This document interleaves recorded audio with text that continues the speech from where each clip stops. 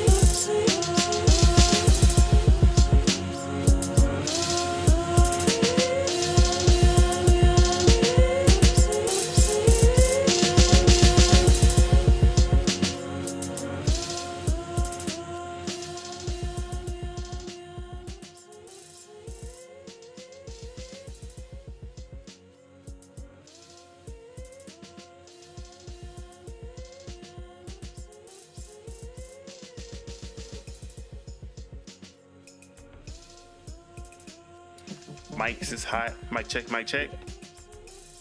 Check mine. Lego. What it do, what it don't, what it is, and what it ain't. It's your boy, Don Otaku, aka Don Solo, aka Solo the Don, aka Solo D Swaggy, aka live, up and running, unlike PSN. And this is Project Untitled Gaming Podcast, working title, episode 51. And of course, I'm here with my day ones, my kinfolk, to talk about the gaming, the whole gaming, and nothing but the gaming. But before we... sure about that? Exactly. But before we introduce them, let me go ahead and introduce the topics for today. We got what we got. We got PSN down. Is it Jover? For 16 hours straight, probably more now. Is it Jover? It's more now for sure. So this is how we started the podcast. We got Battlefield poised for a comeback. We got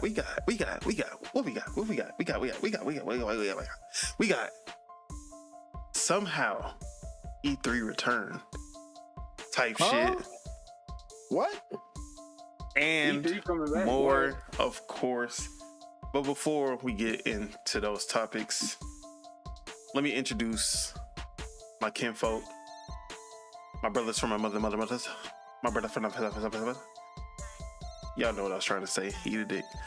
Anyways, we got the Spirit of Truth, aka Lord Mars, aka Marzarus, aka Z-Ram, aka the only one. Oh, I can't say that anymore because I beat a game. The second one who beats video games, Lord Mars. What it do? What go down? What you been up to? You're shit. I've been chilling. I forgot about anime for a little while, so I was catching up on anime, and I've been playing a lot of Once Human. I've been playing Once Human and the First Descendant a lot. So yeah, that's what's up. All right, Year-Round Chupu, aka Chuck, aka PC Master Race's very own. What it do? What go down? What you been up to? Yes, sir. We've been finished our last Rust wipe, and since then we took, it's very emotional, the ups, the downs. So we took a couple of days from gaming. And we're back on Valorant. We're back on the Valorant grind a little bit. So we're currently on Valorant right now. All right. And that's been it. How was Valorant treating you? So far, after my first match, it was good. I had a hater that was telling me I spent over $200 in skins and I still suck. And I felt the hate oozing out his body. And I just called him a hater. He sounded like he was kind of cooking. Exactly. So as soon as I called him a hater, he was quiet the rest of the match. You just gotta put them in their place, Oh man, I get it. That sound like me, because if I see you sucking and you got $200 skin, I'm gonna tell you fucking ass. But hey, it is what it is. It's subjective. We won. Right. I would dip positive. It is what it is. If you was positive but you got carried, is that look? I'm not gonna get into semantics. How you get carried if you I positive? mean, if you positive and you getting carried, that means everybody positive. Exactly. Bro, that's what I'm saying. Like, being positive, what's positive? Like 1.0. What if the dude has 30 kills and y'all just have 12? I ain't gonna lie. Exactly. If you playing the game that's not team deathmatch, Isn't that like him helping you?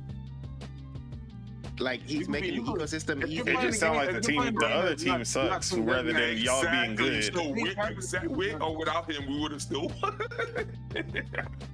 Nah, bro. You got $200 skin. I'm still gonna say you suck. Okay, if you have 30 kills, most likely it would be because your team isn't getting kills.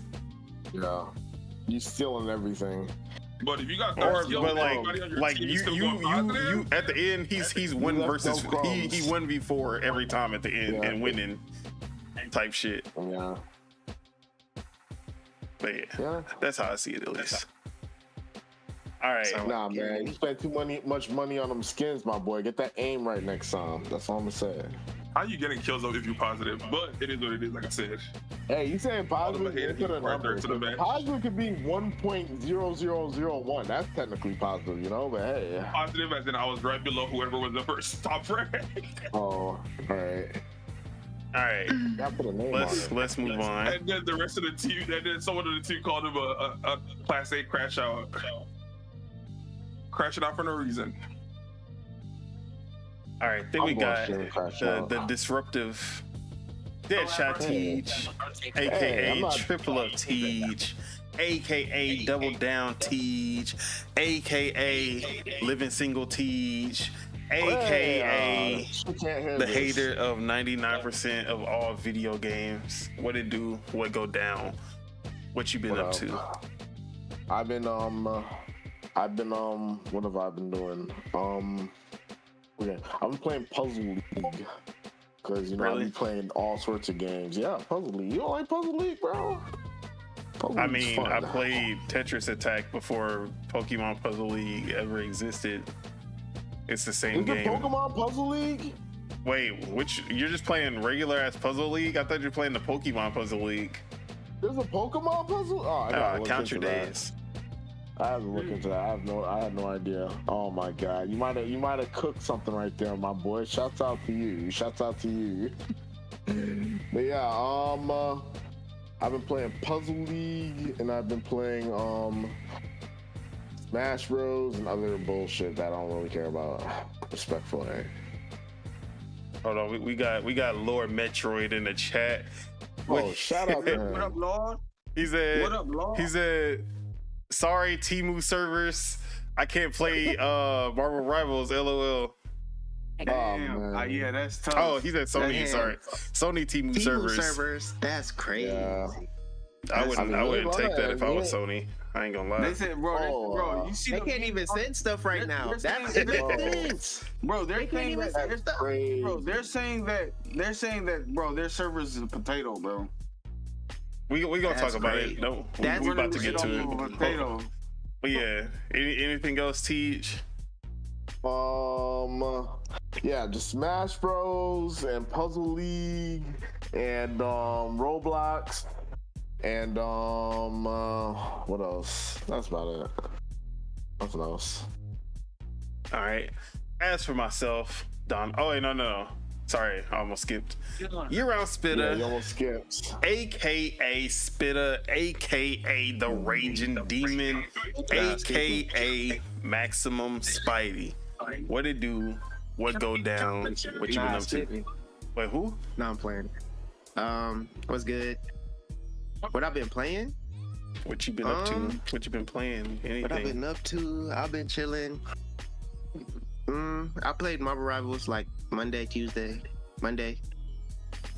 I've been playing Street Fighter actually. Mod just came out. Pretty fun character. Still trying to learn her. You know what you playing.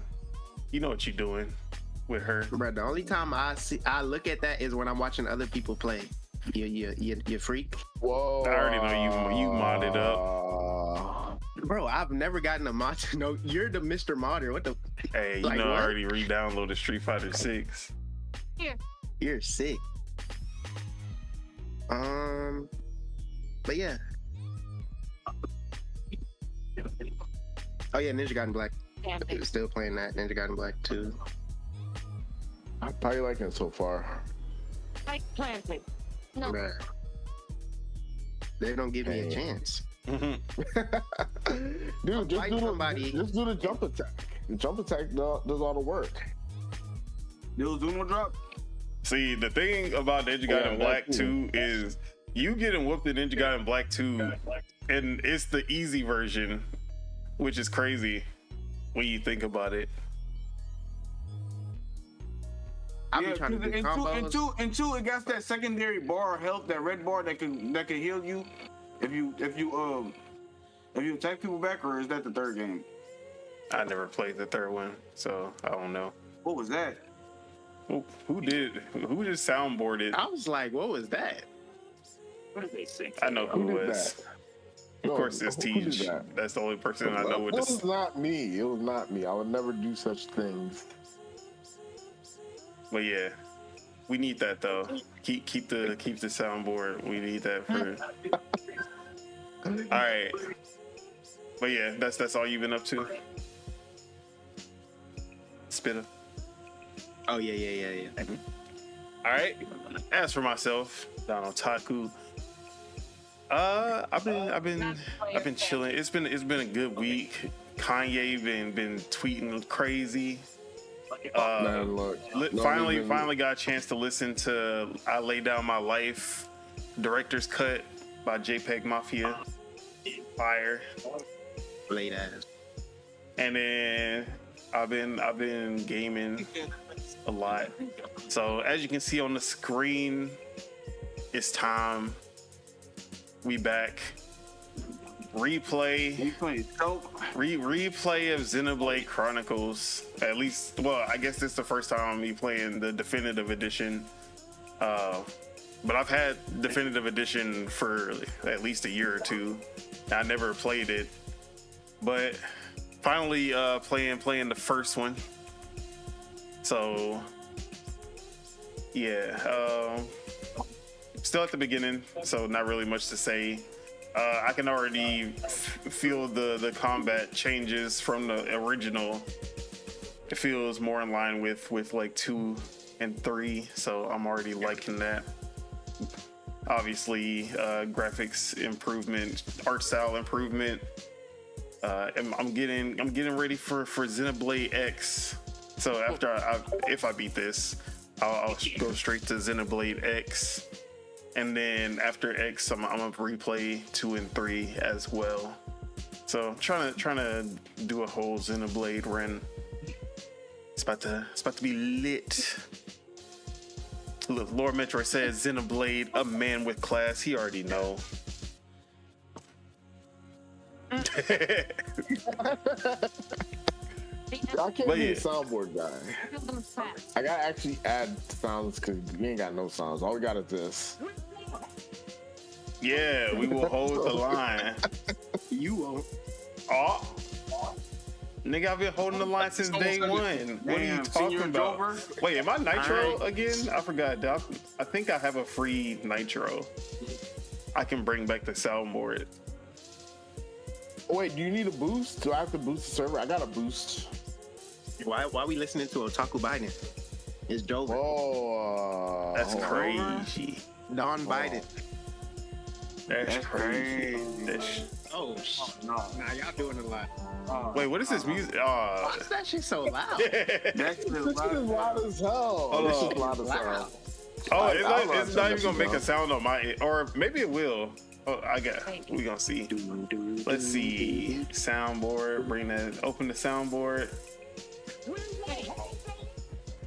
I can hear Oh it. my god. That laugh at the end is scary. I ain't gonna lie.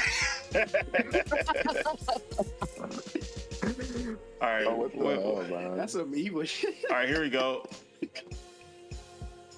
I know that shit loud. I know that shit loud as hell. My ears. All right. I'm gonna quit. All right, chill. Okay. So yeah, Xenoblade Chronicles on deck. We going through the entire series. Even though I said that about Yakuza last year and that didn't happen, but this time I mean it. All right. So I've been going through some demos that popped up. So I don't know what brought this on. Actually, I know exactly what brought this on. I was playing Nintendo Switch Sports Golf with my girl. And then I was like, you know what? I want to play some golf. I was gonna play Mario Golf, but then I was like, actually, they got a PGA Tour demo in the store right now. Let me check that out. So I checked out the PGA Tour 2K25, Player standing. which I remembered that 2K got the PGA Tour from EA, like they took the license from them. But yeah, I was like, okay, let me take this out. That shit is actually pretty fun. I ain't gonna lie. Using the right stick to aim your shots or to aim your shots, it was pretty fun. It was very therapeutic, very relaxing. There's a my player mode, of course, and That's in all their games. yeah, they added to everything now, but without the forced story like 2K, like NBA 2K does. Okay. No cutscenes and all of that bullshit, and city mode, all of that. But yeah, I'm doing the my player. I was doing the my player, and your progress actually carries over to the real game, which is something NBA 2K should do also. But yeah, I was having fun with this. I ain't gonna lie.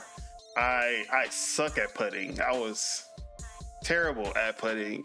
I would have like the thing 10 not even feet. I don't even know if it's feet. I think it is feet. 10 feet away, and that shit would swerve, I'd be hurt. So yeah, gotta work on my putting. So there was a bunch of indie games that were like there was a trend going on Twitter where all these indie developers were basically like showing off their indie games for 15 seconds, just showing 15-second clips of their games. And I basically was just going through them and seeing what was looking cool, and some of them actually had some demos. So I actually ended up playing a few of them. So this first one is called Geno Kids, and it's a DMC style character action game, but you're able to switch between 4 different characters at any moment, which is pretty cool. I only got to play with 2 in the demo, but both of them had like very unique styles of play. One of them had this sword. The other one had like nitro fists. But yeah, it was actually pretty good. My only complaint about this game was the platforming itself. There's like a momentum system where you kind of gain speed as you go, but like Mario? but you start off slow as hell. And when you're trying to make a jump, that's so like, say you're on a platform surrounded by water or whatever you don't want to land in, and you want to make it to the next one.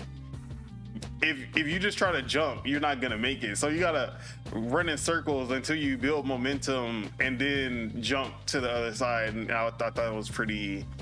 It was badly designed, but I do like this chase system that they have, where there's like it's kind of like Sonic, where they'll give you like a target and you do like a homing attack or a homing dash to a wall that you'll run across, or to a pole that you'll swing on.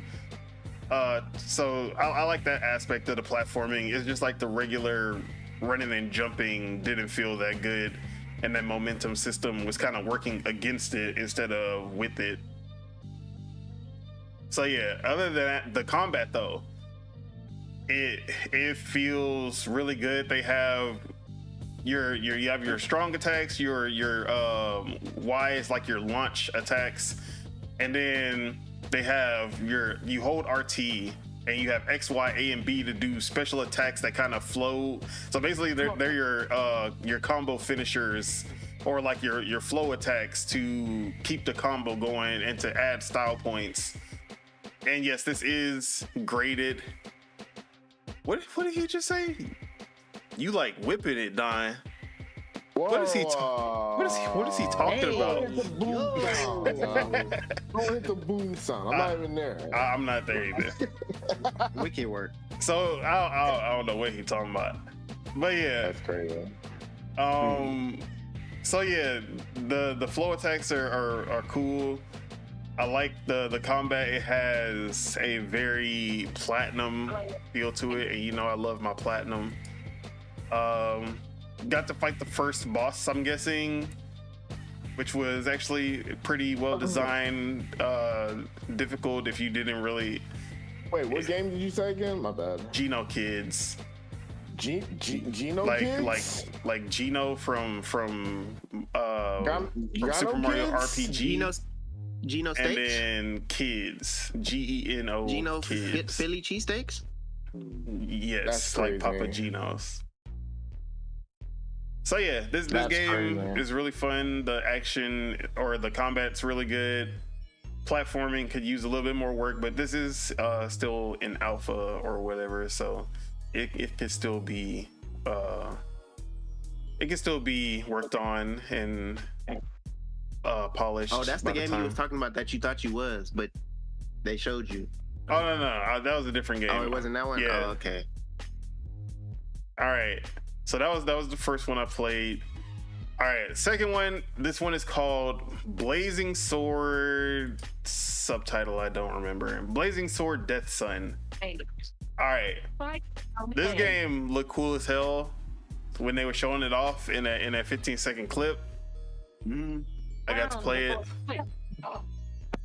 and my teachers would always say, if you don't have anything nice to say, don't say anything at all. So that's all I have to say about Blazing Is Sword that so? Death Sun. Oh, are we gonna keep that same energy for PlayStation? No, not at all. Okay, Hell nah. just calling out. Just calling out. Okay.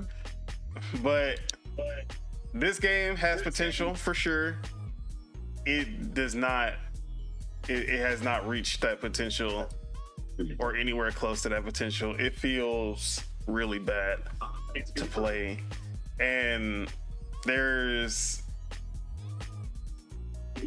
this system where you basically stagger your opponent, kind of like a Souls game where they have a stagger meter, or I guess more like a Final Fantasy. So you have a stagger meter, and then you can drain them, kind of like Shadow of Mordor. Like you'll grab them, or actually you just punch them, and it's the same animation every time. It's really jarring because it does this super slow-mo punch to every single enemy that you drain. It's the same animation. It slows down every single time. I was like the first time you're like, oh, that's pretty cool. Then by the 10th time you're like, bruh, why? So yeah, this game definitely needs some work, but like I said, this is alpha. It's an indie team, so I'm not gonna be too harsh. They can come back from this for sure. They can polish this a little bit more. What up, Live Supremacy? All right, so this next game, this was probably my favorite one out of all the demos that I played. This is Shady Night. This game is already out now, and I'm already looking to buy this after playing the demo. So this is a first person, it's not even roguelike, but it's like kind of short stage based, timed, like it's timing you and scoring you based on your like skills, like what kind of skills you put together, kind of like how a DMC game would do. But yeah, this game is like first person platforming action. You're using swords, bows, and arrows, and you're using the environment around you too. You have this chain that you're also using to traverse through the levels, but it has that Ghost Runner kind of vibe, just very fast paced, speed running style stages, kind of like what is that game called? The one I was playing with the cards. I can't remember the name. Neon White. Yeah, no. Neon White, yeah. Yeah, Neon White. So it has that Neon White platforming system, but with a obviously like darker art style. You have this kick that kind of reminded me of Bulletstorm as well. There's a lot of inspiration that this game took, but they all come together so well. Especially the grappling hook, bro. I love that grappling hook. I just kept on grappling enemies to me, kicking them, and then grappling them back. Like, toss them in the air, jump in the air, slice them up, kick them, grapple them back. It felt like DMC, like the Ninja Theory DMC. So yeah, I was loving the mechanics of this game the most, and everything felt so fluid and fast. And I was like, man, this is definitely the type of game that I would be most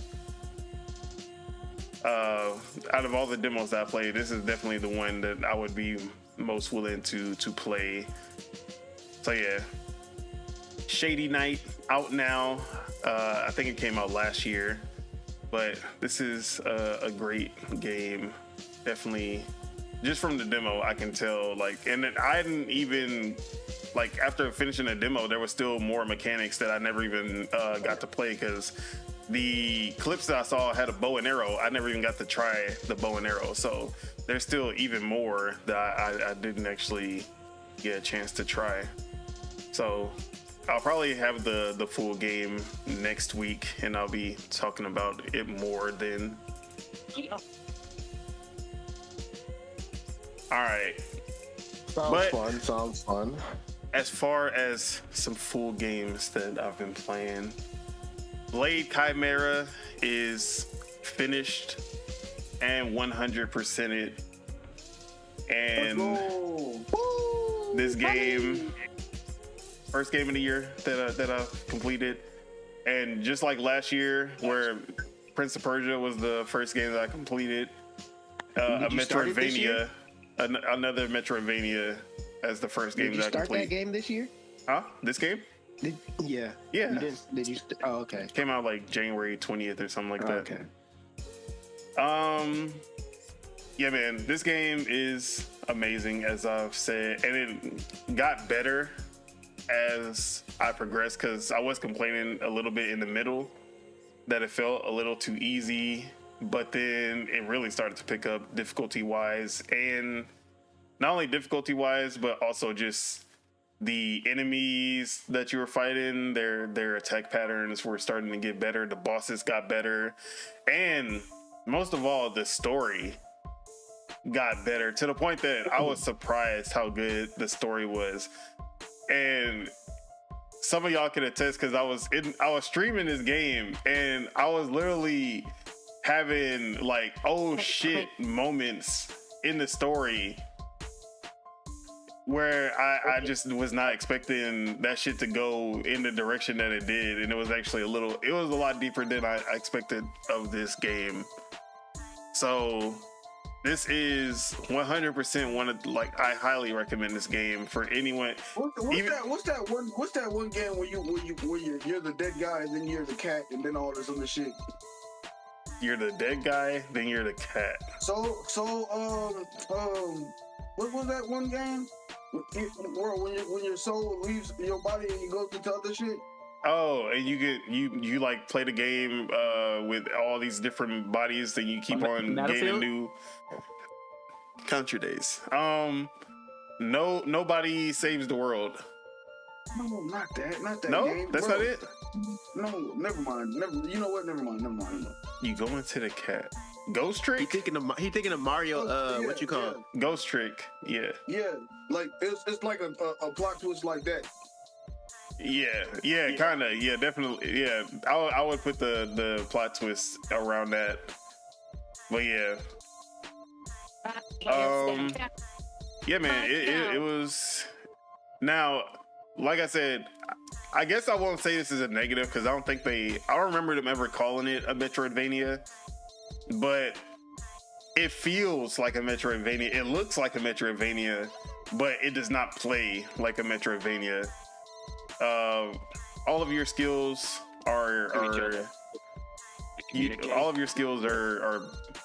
basically purchased in a skill tree, not as a collectible. Yeah, they're not something that just you get through progression. You basically get your abilities at any time whenever you feel like you want it, whenever you're leveling up. So that could be a pro or a con depending on your preferences. At first, it felt like a con, but honestly, by the end of it, I wasn't really complaining about it anymore. So yeah, I ended the game. Oh, all right. I have to say, you have to 100% this game.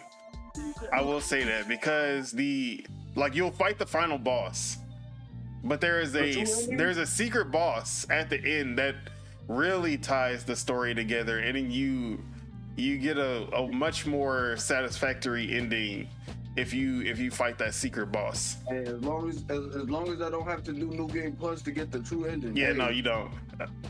And it took me a while to figure this out, but you can't get everything until you beat the final boss. So if you're missing something and you're just wondering why you're missing the final collectible, you have to beat the final boss to get the final collectible. So don't be like me and just running around with like a headless chicken trying to figure out where the hell this last collectible is. But yeah, you have to get all the collectibles to unlock the final boss. And the difficulty spike on this final boss was fucking crazy. Or like the secret boss, not the final boss was hard. The secret boss was Ninja Gaiden, bro. I was like, are y'all serious right now? Bro, I was really just like going through it I think I started the boss at like 11 o'clock at night, and then I got off the game at 3 a.m. So I was fighting that secret boss for like 4 a.m. I mean, for 4 hours. Let's see. He said, so Lord Metro was saying, Blade Chimera is excellent. A Metroidvania light, in my opinion. It's very good. It feels like it's a Metroidvania, but it is not. It is more of a 2D action game. I think it has something to do with the jigsaw puzzles. Yes, it does have something to do with the jigsaw puzzles. So I haven't used a single HP item in the game. No lie. Bro, I literally did not use HP items until I got to the final boss.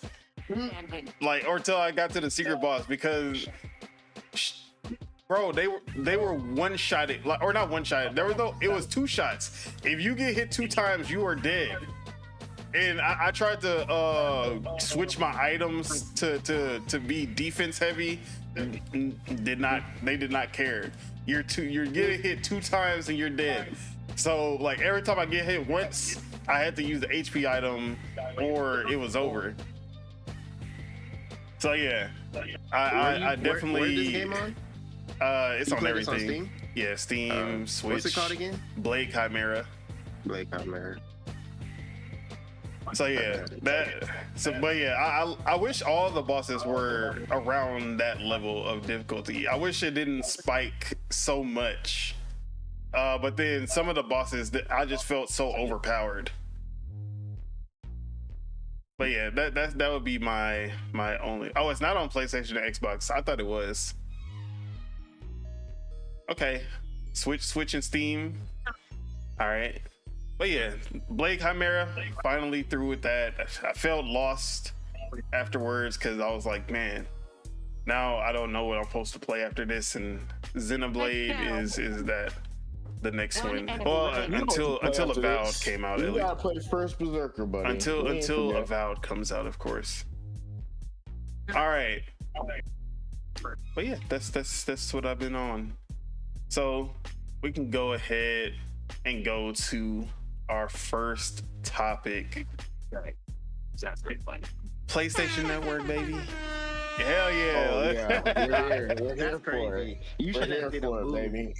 Ooh. PlayStation Network, baby. PlayStation Network. We love PSN. Oh man, here go the lies.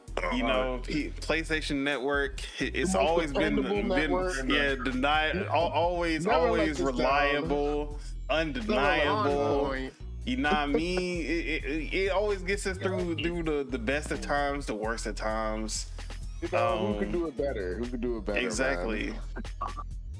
But every now and then, and by every now and then I mean at least once a year, That's PSN goes down for whatever Sony, reason. we need Hacks, you to come to the DDoS front. attacks, incompetence. PSN has the highest rate of just going down for hours, days, for whatever reason. Come to the front of the congregation, please. And we in big 2025, and they still have not fixed this issue. So Bro, the people in 2006 and 7 that dealt with PS3, bro, I know they're in shambles right now, dude. Yeah, the PS3, look, PTSD is about to set in. So yeah, and this is, I want to say 18 hours, maybe more than that now. 18 hours plus now of it being 18 down. hours plus, I haven't or like seen if it's back 17, up. 18 Let me maximum. actually check Twitter. Twitter's gonna let It's me know not if it's back back up. It's not back up. It's not back up. That's crazy. Yeah. That's crazy. And we're like 17 hours. 18 Yeah, hours. okay. 13 hours? Okami just said PlayStation Network has been down for over 18 hours and counting. That was 7 minutes ago. So this means single player games that require an 18 online is connection are insane. unplayable too. Sony has been relatively quiet about the situation. What is going on?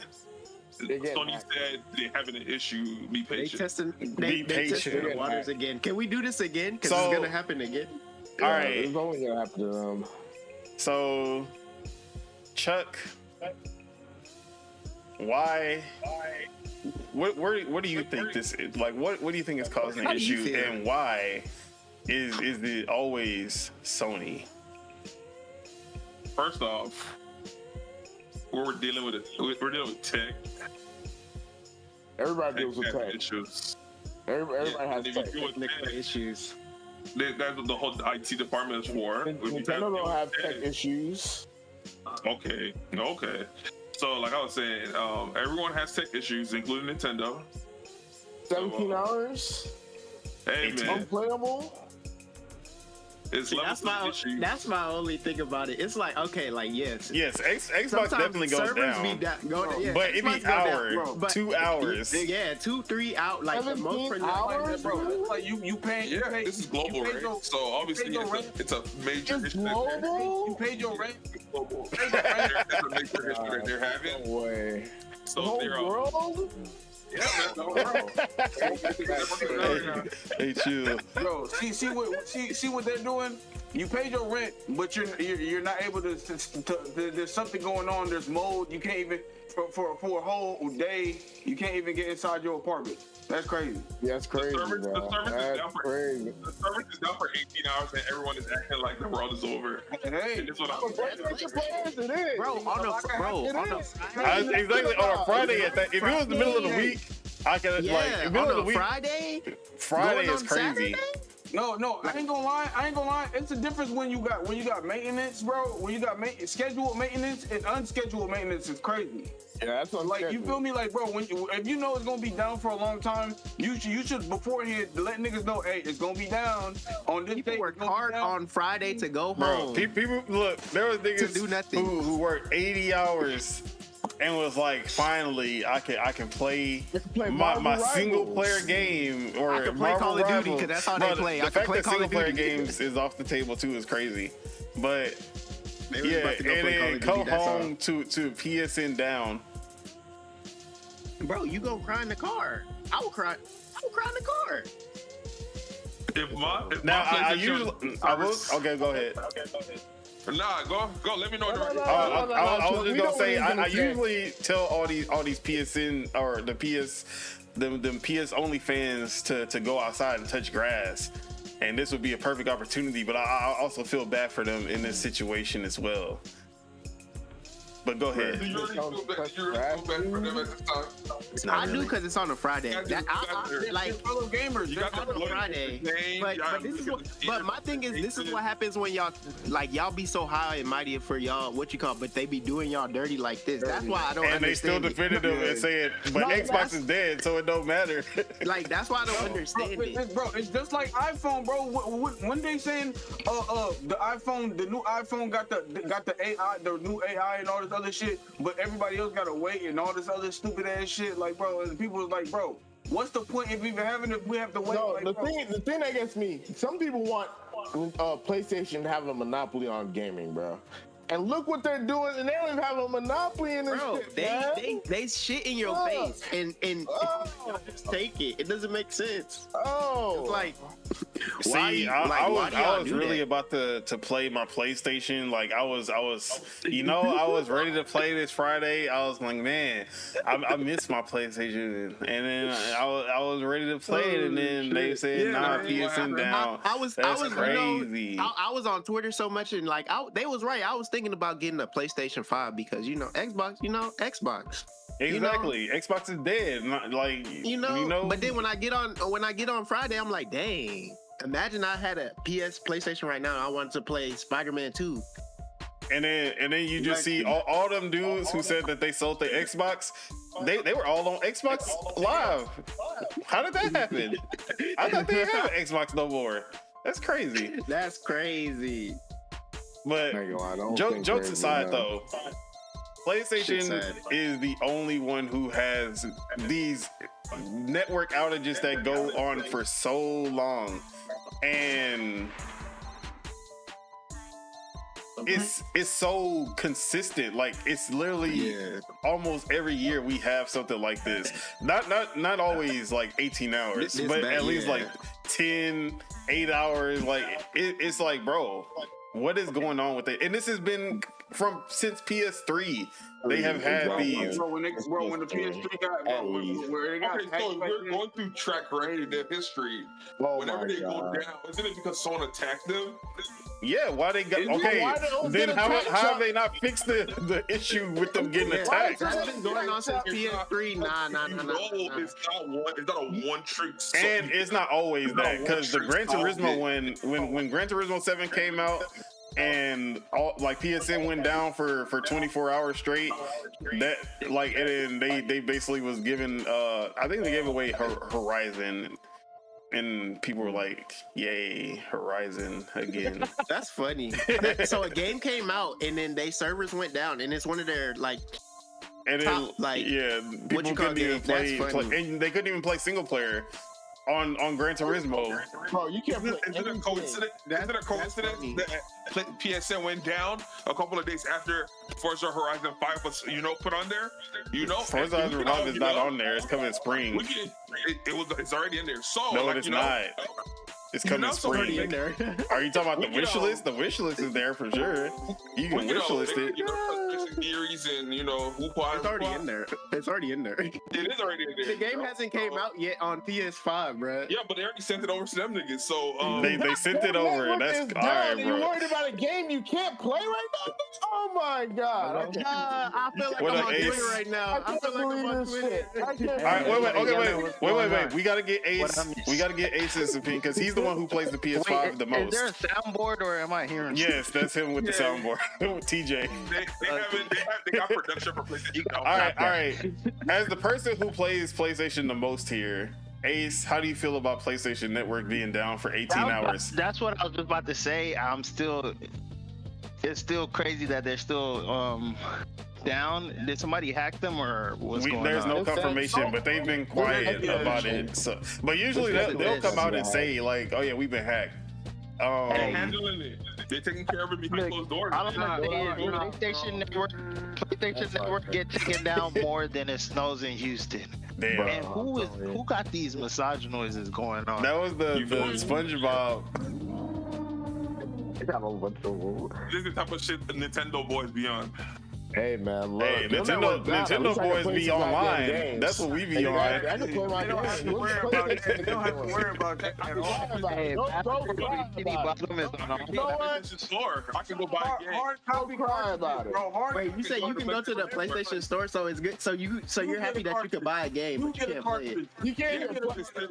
okay, so here's the thing though. As you're sitting here, is it gonna last The forever? people with Everybody digital gets games a can't even play the digital game, so you're gonna buy the They game can't to play do away nothing with right it. now. Unless I you mean, got this. it's obvious it's not gonna last forever, but it's the All right, principle. so Why is it happening, and why is it happening for this long? Like, it's okay for like it's not like if it happens for like an hour or two, yeah, it's not okay, but it's not like it's like it is what it is.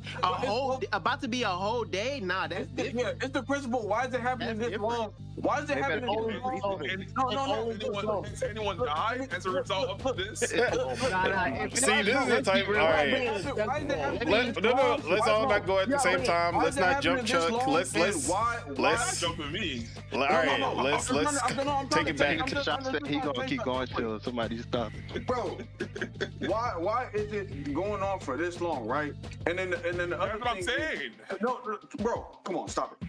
And then the other thing is, if it's going on for this long and y'all knew y'all had to do some maintenance, why didn't y'all tell people beforehand, an hour before, or look like a mandatory pop up on the screen? Sometime that day or the day before that, hey, we're finna do some maintenance. Like, you feel me? You just got your the people that pay your bills like in the dark for what's going on right now. Are y'all hacked? Like, bro, No, it's not even just that. Why is the only PlayStation that goes through this? Not only PlayStation that goes this. They went over this. They gave an example. Nobody else been down for 18 hours. bro, people are moving down.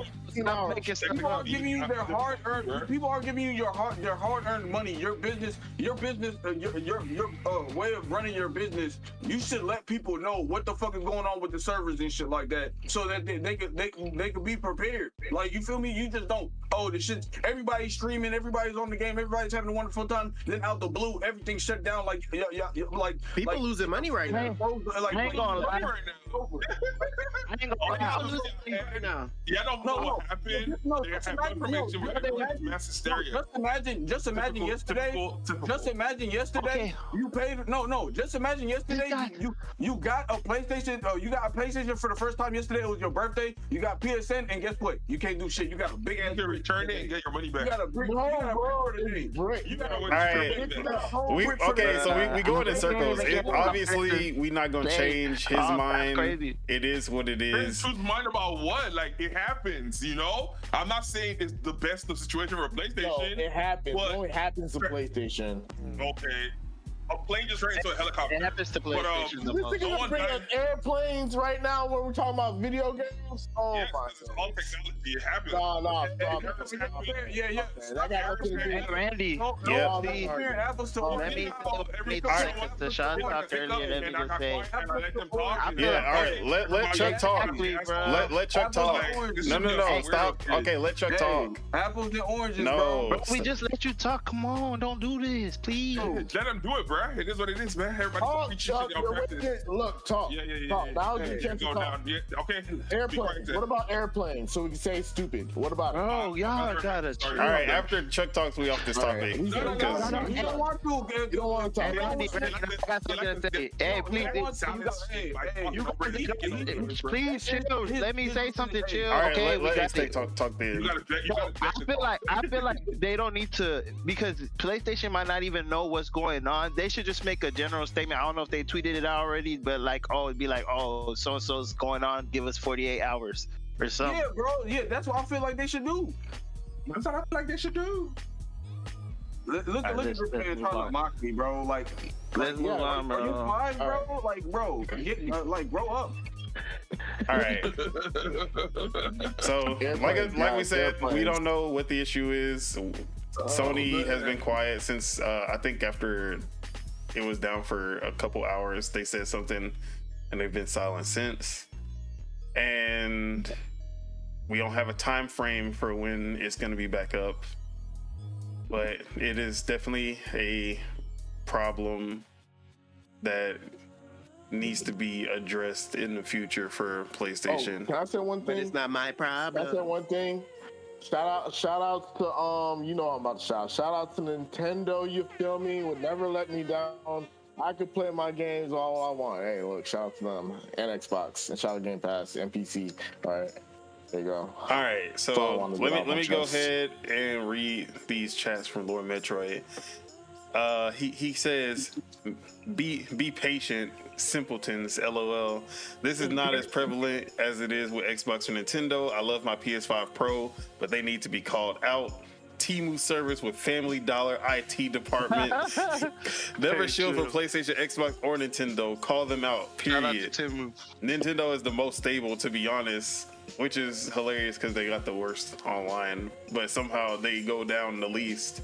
They have the most minimal online, obviously, which means that they should be the most impervious. Like they should be being hacked every single day with how they're not minimal. As they got the oldest tech and they still don't get hacked. What are you talking about? Okay, minimal, but they don't get hacked. But Sony got the best, but get hacked. So what are you saying? I mean, they're not the best for sure.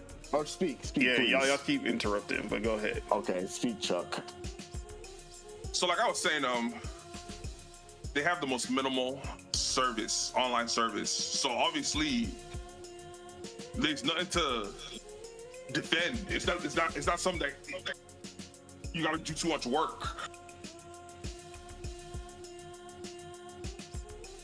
And my retort to that is, if that is the case, the more simple it is, that should be the easiest to hack.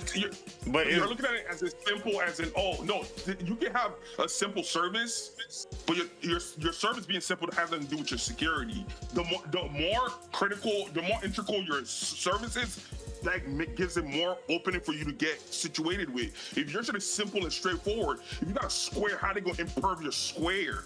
That's what I'm saying. Like, if your shit is more detailed and more fucking got more fucking parts and shit, it's gonna be easy for more people to find a way to break in. Well, why make a more robust network that because breaks it's more the whole easily? world, blood. Because but it breaks more. If it's better, but breaks more easily. We're not saying nothing about better or worse. I said one is more simpler, so they don't really got too much to worry about. Well, they got other things to worry about. But by proxy, we are talking about better or worse because one goes down. And you said one is older and it got what more is the simpler one be easier to hack? Exactly. No, the simpler one's not gonna be. When it comes to hacking, yes it does, bro. Don't say no. If your shit got multiple points of failure and your shit is literally one thing. No. I'm going off the first statement that was wrong. Bro, that's what I'm saying. All right, let's small doesn't mean let's move on. Which one is gonna be bigger? Which one's gonna be more easier to defend? A building that got one door or a building that got 13 doors? What is these talking about? But Xbox has it even more robust online and does not suffer the same thing. With PC crossplay and all that. You said and exactly, and their services go to Windows as well. Which, if you're on PC, you have the easiest in their store goes to PC and doesn't get hacked. Exactly. So what you're saying don't even make sense. Hey, shout out to Xbox for having a good network that don't ever be going down like this, and Nintendo. As much. I'm not gonna say it never goes down because it does. You know what I mean. All right. 18 hours is crazy. Spitting facts, no pun intended. One at a time. Yeah, Lord Metroid. He's trying to keep the civility. Xbox Live experienced a major outage in July the 2nd, 2024 that lasted nearly 7 hours. Bro, okay, we said yes, 7 hours, not 18, not 24, not 48. We're just sitting out here guessing, but don't know what happened. Okay, whenever they figure it out and they let niggas know what happened. Xbox had an outage that lasted half as long. But we never said Xbox or I never said Xbox didn't. I never said, but that's what I said. It's never at the same scale. It's not at the same scale. That's all I'm saying. Okay, because this is the first time it's happened at the scale. We don't know what happened. Wait. It's not the first time though. That's what we're saying. Yeah. This is not even the biggest scale that it's happened at. So, all right, that's the end of the conversation. Whenever PlayStation That's the decides end of the conversation. No, the That's facts how are conversations the work. facts I don't are understand is exactly how what conversations are. down. But whenever PlayStation comes out with their information, then we can move forward. Not everybody's just like It's not like we don't speculate without information. It's not like speculation doesn't exist. We just can't talk about a subject unless we have all the information. That's crazy. It is, but celebrating something that you don't know anything about is kind of ignorant. Who's celebrating? We're literally. We're not celebrating. No. The thing is, we're holding. We're holding. I thought we're done. We're holding them accountable. We're holding companies accountable. I thought we're done. All right, stop. All right, let's done. All right, Nintendo is global too, Chuck. 150 million users. Xbox goes down absolutely, but almost an entire day, Chuck. LOL. I own a PS3. Believe it has been way worse. Comcast Not an entire day, Xbox. For over a whole day. Like, bro, shit happens. You bring it up with them, I'm pretty sure PlayStation is going to reimburse people. Like, what? You can sue them if they don't. Like, they got no choice. They're gonna have to play games on other consoles. So, it's not the end of the world, bro. Like, it happens. It's over. It happens. It happens. It is the end of the world. I'm gonna have my own soundboard when it was Nintendo turn, blood. People like, oh, the whole weekend. Popcorn and everything. Are you mad? And tell them to fix it. I'm not mad. I don't even be on the network. You sound mad as hell. You sound kind of bad. You sound a little, but I'm not. Now we playing with sound mad games. You sound mad though. I was mad. I'll let y'all know I'm mad. You a grown mad man. Exactly. See, exactly. Let's go. All right. Next topic. So, one thing in this industry that we can definitely that always happens no matter what is big CEOs not actually learning any lessons and just going in the opposite direction that the people want. And EA is the king of this. But the EA CEO, Andrew Wilson, had this to say about Dragon Age the Veilguard's failure.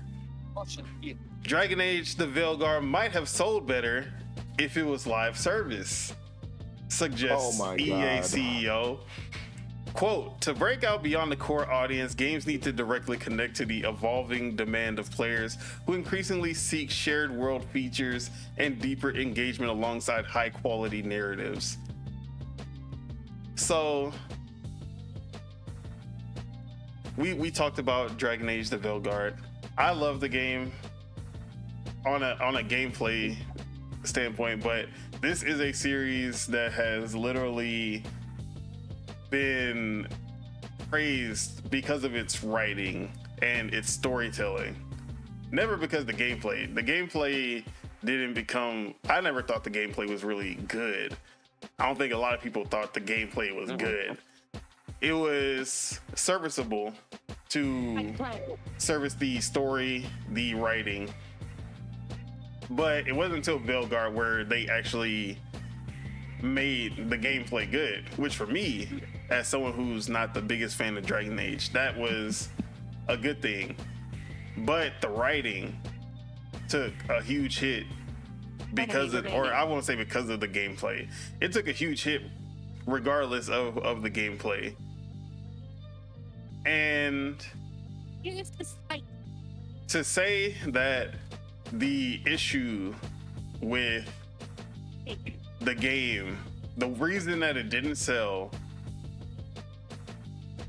was because it wasn't a live service game, which, you know, I love live service games. I love live service games. I love multiplayer games. And even then, that is not the lesson that is supposed to be learned here. They're not gonna. The lessons that you learn here is they strayed way too far away from what Dragon Age is. From writing to the art style to the tone, everything did not feel like a Dragon Age game. It felt like a brand new game that was just set in this same story But Good sequence. Take him down. this is EA we're talking about. This is the say like when their single player games weren't selling, they were like, oh, it's because nobody wants single player games. And then they started doing all these live service games that started failing, and they were like, well, I guess we'll go back to single player games again. And then they started succeeding with single player games, but now it seems like they're going full circle again. Basically, they're not learning from history. Typical EA. But that's why I think. Am I the crazy? Is live service the way? Is that why this game failed? Is this the lesson that they should have learned? It depends. First, you have to have a good game. Like you could make a game. You could make a game, and then be single player, and then people be like, "Dang, this game was good. I wish that we probably had like a version of this game." You feel me? Like you, or you could do both at the same time. But you have to have that good game concept first. Common EAL. That's all I'm saying. Common EA. Very super common. You'll find this 99.9% of times. With EA, they do good, and then they just don't care after. They just, I got bread, and then they just start. I'll give you a credit. They'll do stuff that's kind of innovative and smart, but then once they see the money, they throw everything else out the window, bro.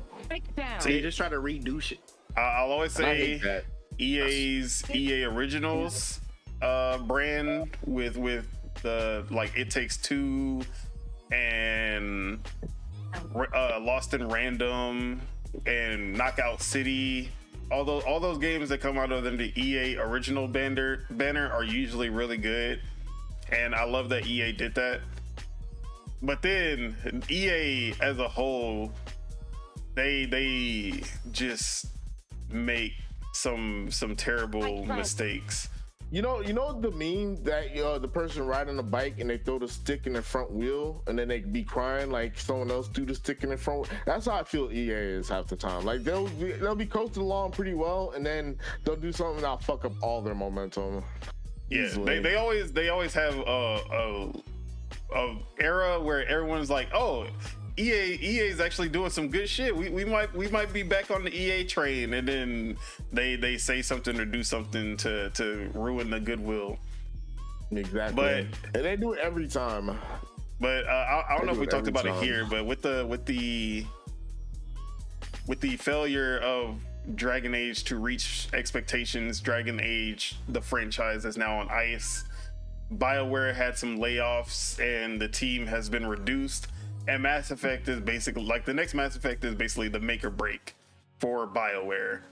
If the next Mass Effect fails, it's like BioWare is probably done. Oh my God! This less Mass Effect to make. All right. Okay, my bad. Go ahead. I'm a little Lord. No, Sean was saying something. It's not. That's not a good thing because like the two last Mass Effects weren't it. Well, Mass Effect 3 still did what it needed to do sales wise, and they fixed it barely, but people can still kind of look fondly on Mass Effect 3. Andromeda though, if we get another Andromeda, yeah, BioWare's done. So 3 was just the ending that niggas did not fuck with. But go ahead, Chuck. So the last thing I heard from Dragon's Age was the little trailer they did. I think they showcased it at one of PlayStation's event or somebody's event. It was one of the showcase. So I was like, okay, it looks pretty good. It was purple and everything like that. I looked it up and they're saying that the people that bought the game like the game. Mm-hmm. The people that didn't buy the game are the ones that suck the shit about the game. Yeah, basically. But it depends though, because I will say there was definitely the whole like anti-woke people who were grifting on this game because there was a character who was coming out as non-binary, and there was a lot of there was a lot of pandering in this game for sure. And I say that as somebody who is anti-woke. There was a lot of pandering in this game where it was actually pretty like in your face with it. Don't let one of your friends hear that. But at the same time, there were still a lot of good like parts that were like. But I will say for the people who are Dragon Age fans, this game does not do the writing justice for someone who, for at least compared to previous Dragon Age games. So if a Dragon Age fan were to not buy this game, I would understand. If a Dragon Age fan was boycotting this game, I would understand that as well. Because I mean, what is Dragon Age compared to like Dragon's Dogma and what's the other one? I'm sure they're all like the same type of game, right? I would put Dragon Age closer to a Baldur's Gate with more action-oriented gameplay. Oh, and they fucked that up. At least, but so Dragon Age Origins was mostly just a CRPG, like a Baldur's Gate. Dragon Age 2 and beyond, they made it an action game, and a lot of people did not like that. A lot of people so Dragon Age 2 came out, it was an action game. People were pissed. Like Dragon Age fans were pissed. They were like, "Oh, y'all ruined Dragon Age," and then after years, people go back like, "Oh, but Dragon Age 2 is good. Like we love Dragon Age 2. You know, it was different. It was different, but like literally. So then Dragon Age Inquisition comes out. They make it a little more tactical, but it's action, but they add some tactical gameplay to it. And then Dragon Age fans have complained about Inquisition as well. But now, like years later, Inquisition, like, oh no, Inquisition's great. What are you talking about? We love Inquisition. Yeah, I think niggas is just yapping. So Veilguard comes like out. Fighting games to me. Oh, but like, so that's what I'm saying. So they changed the art style, make it more like people keep comparing it to Fortnite. It's more cartoony. It's not as dark and gritty. It doesn't look realistic. And you know that was the first thing that people notice. Then you see that it's full on action RP. Like they're not even hiding the action anymore. There's no. They removed the tactical shit from Inquisition. You can't control your other party members, which I think is still a bad thing. I feel like they should have at least let you control the other characters as well. You can basically just tell them to do their specials and target different enemies, but it's not on the same level as Inquisition. So they did go backwards as far as the tactical stuff. But the action just feels so much better. It feels like it feels on the level of a God of War type. Like that's how good the action was. But the writing is such a step backwards. It's so bad. I'm not gonna say it's bad. It's serviceable. It gets the job done. I think the story is really good. The writing is not keeping up with how good the story is, and kind of brings the story down because of it. So as someone who's played but never finished any of the Dragon Age games, I like just seeing the like they're doing Marvel quips. Oh, like they're doing the that just happened type of bullshit that Marvel would do. That's not what people who love Dragon Age want to see. So that's why that's why I keep saying the lesson that they should have learned is to keep it in line with the other Dragon Age games. It's not because it wasn't a live service game, because then you're just trying to pander to a completely different audience that never wanted a Dragon Age game. Yeah. Because the Dragon Age fans will show up if the game is good. Like, they showed up for Inquisition eventually. They showed up for Dragon Age 2. They showed up for Dragon Age Origins. But then this game comes out and it's way far from what Dragon Age has been. And they didn't show up this time. Like, half the people showed up. I actually saw more new fans. Like, people who never played a Dragon Age game love this game compared to people who were Dragon Age fans. Those are the people I saw who were the most upset. Oh, so basically Tekken 8 and Street Fighter 6. I don't know about that. I said Mars. Spit it. You a Street Fighter fan? Yeah. That's how. I mean, bro, that's how That's how it always goes. The new game come out. That's how it is. The new game come out. Old game better. Old game was more skillful. Yeah, the fuck this is for casuals. Remedial 8. Unless it's Smash, because everyone agrees Smash Ultimate was better than Smash 4.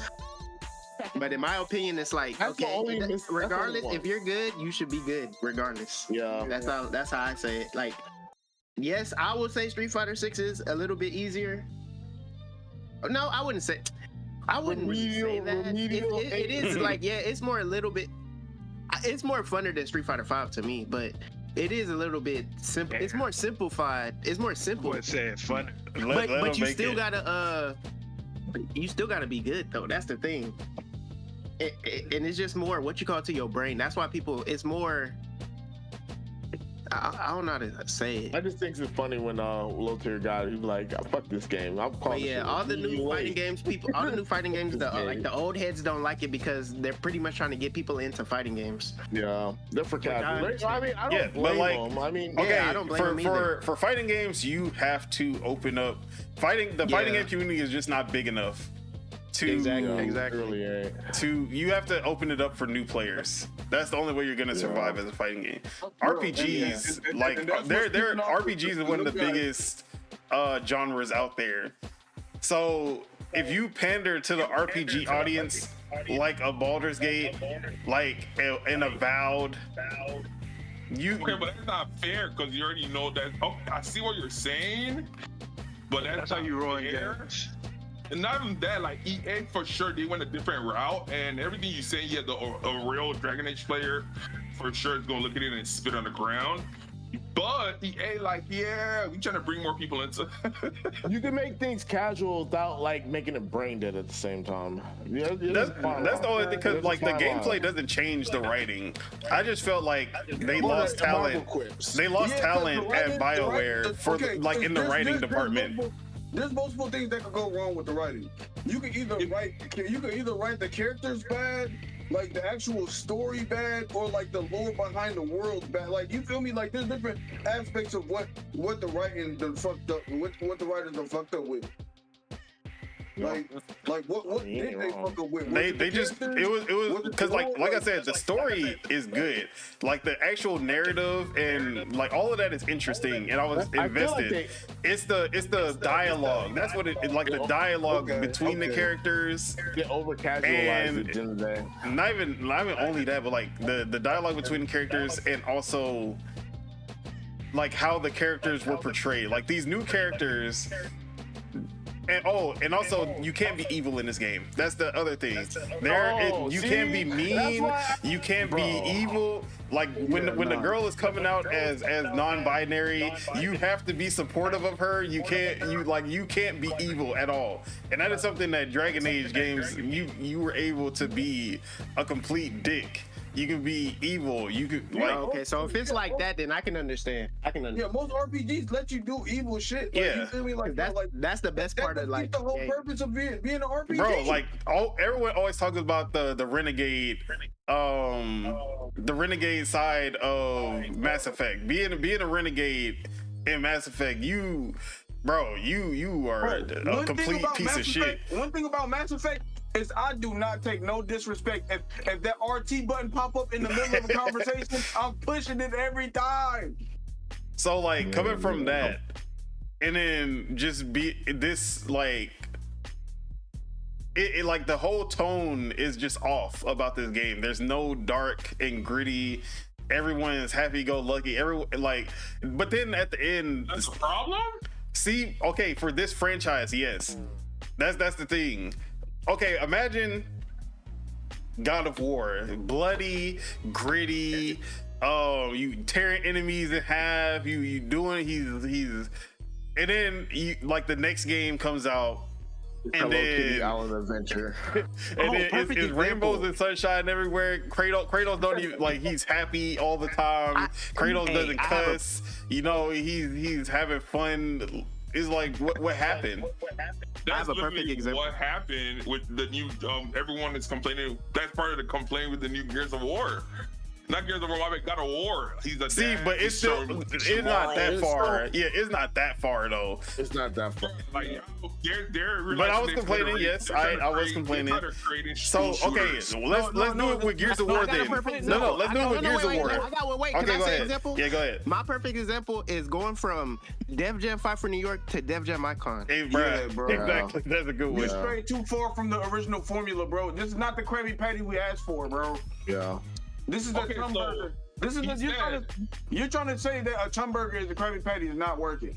All right, go ahead. He Chuck. said, you said majority of the people that play the game and are happy to play the game are new people, and the OGs are the ones that are mad at the game. So it seems like that's what EA was going for. So Yeah, but there wasn't But that's enough what new EA's people going to for. come. Obviously, enough new people did not come to the franchise. all right, so the article I read is there's two sides of the equation, right? One person is saying the people that play the game like the game. Mm-hmm. The people that are talking shit about the game are people that never played the game. There are definitely some of those. One. So then he's also saying another thing factor of the game is because it has no multiplayer or online, like any multiplayer like facet of it. Because like games like Marvel Rivals and I forgot the other two multiplayer. Oh, he said GTA Online and then he said Call of Duty, and I'm like, okay, yeah, I get that. But then you did bring up Baldur's Gate because then that's what the opposing side said. But the opposing side is coming from he a core Dragon's Age player. So he's like, yeah, this is what we didn't fuck with. So I'm like, it's seeming like it's coming down to like a purist conversation. And EA was like, EA for sure was like, fuck the purists. We trying to broaden the net like everybody's trying to do. And yes, I don't know. I haven't looked at the numbers yet, so I don't know how well It was 1.5 million players. So that could be because a lot of people did play the game through EA Play, the subscription service, which I did as well. So it's not even sales. It's 1.5 million players.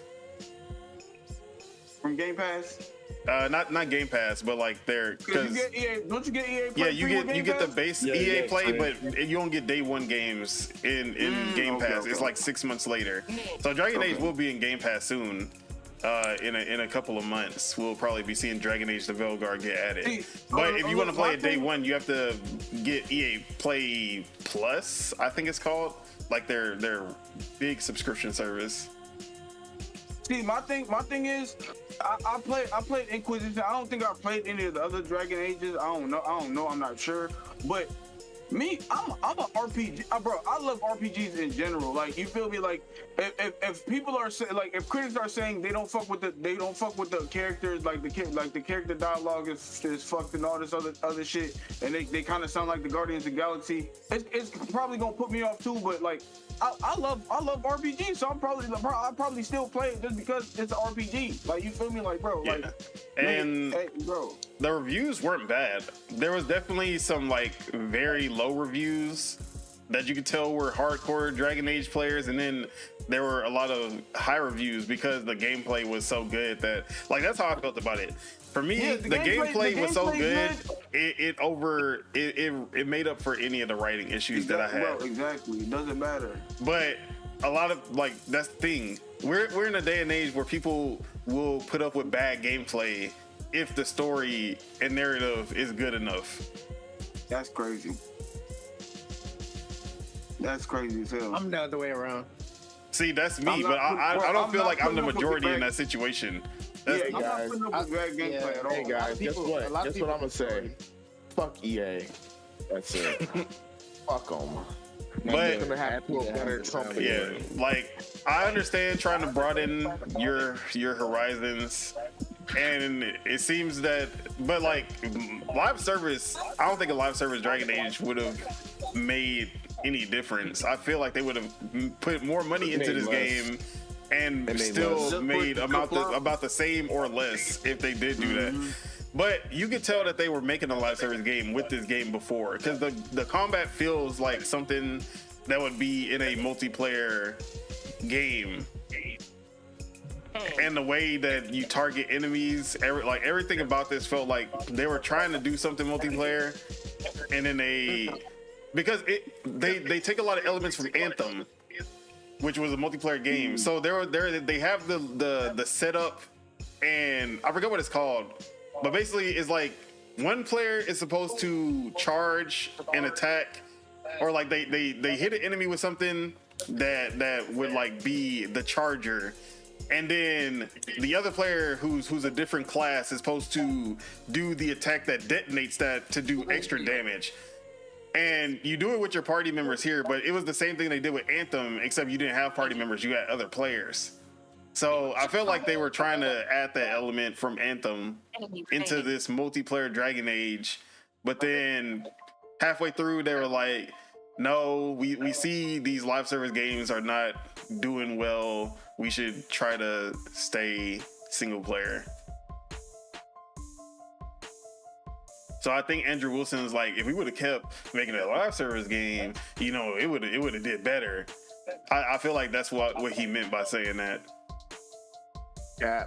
Yeah, if And the same, and Avowed also was supposed to be a multiplayer game, and we saw that became a single player game as well.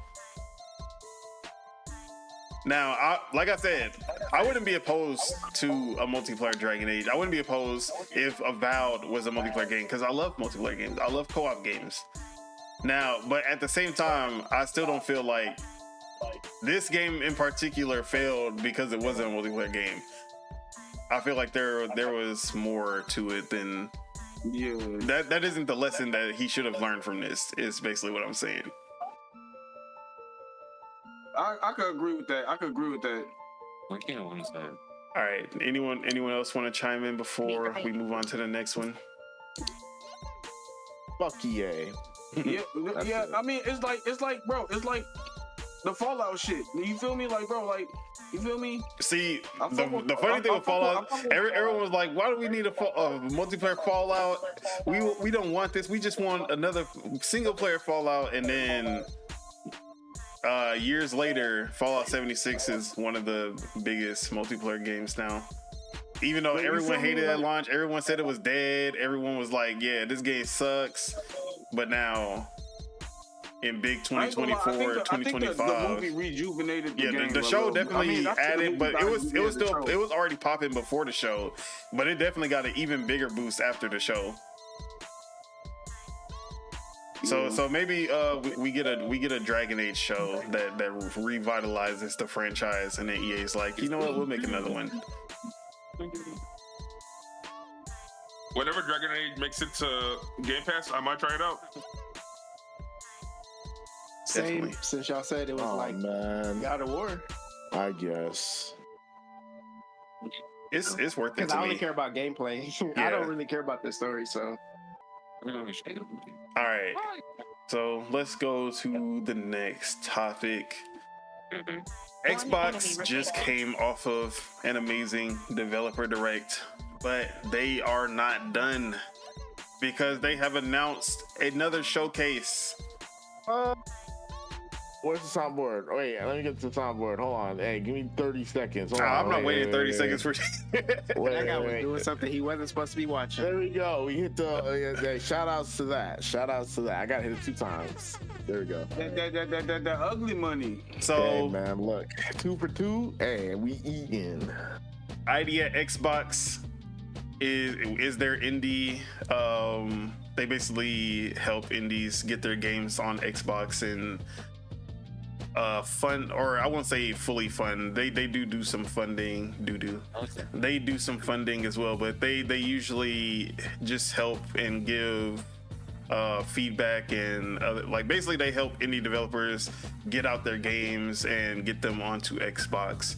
The Idea at Xbox program came about in the Xbox One era after they abandoned indies after Xbox Live Arcade. Everyone remembers Xbox Live Arcade. That is the rise of indie games on console. And then Xbox One, they basically abandoned the indies. So after that they realized their mistake, created the Idea Xbox program, and it has paid off in dividends. So the Idea Xbox Showcase is going to be kicking off the IGN Fan Fest. So this is in collaboration with IGN for 2025 on February 24th, 10 a.m. Pacific, IGN. 12 p.m. or 10 a.m. Pacific, 12 p.m. Central for y'all.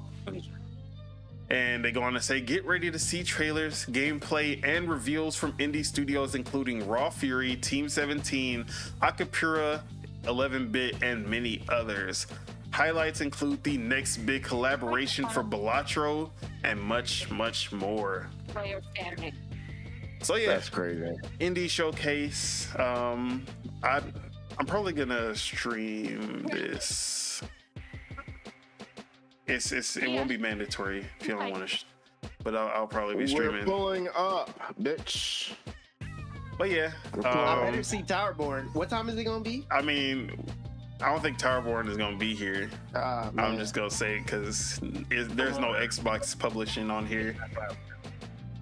So the studios that are here on the image is Don't Nod, Playstack, No More Robots, Raw Fury, Critical Reflex, Team 17, Big Fan Games, Curve Games, 11-Bit Studios, and High Warp. So yeah, I'm expecting what time? 12 p.m. I'm guessing it's gonna be about an hour. About an hour. I might. I'll probably be at that. So, live. Don't Nod. I feel like they're gonna be showcasing their new game, Bloom and Rage. Or actually, well, okay, yeah, because Bloom and Rage is gonna come out before this showcase, part 1. So maybe they show off part 2 of Bloom and Rage. And Bloom and Rage is by the creators of Life is Strange, their new IP about these girls who are teenagers. They're playing out in the woods. One of them goes missing. They all come back and they never talk about what happened to her. And then years later, a tape shows up from the girl that went missing, and they have to solve the mystery of what happened to her or why this tape arrived. That would seem pretty cool. Team 17, they publish a lot, so I have no idea what could be here. Raw Fury as well. I think the latest game that I know they have an Xbox exclusive called Routine, which is a survival horror game that looked pretty cool. But yeah, 11-Bit Studios, they're the ones who are doing Frostpunk 2 as well as The Alters. They're gonna be here. So I'm a fan of indies. I'm gonna be hyped for whatever, and we gonna see some Game Pass drops as well. So I'm excited about that too. But y'all got any interest? Anything y'all want to say? I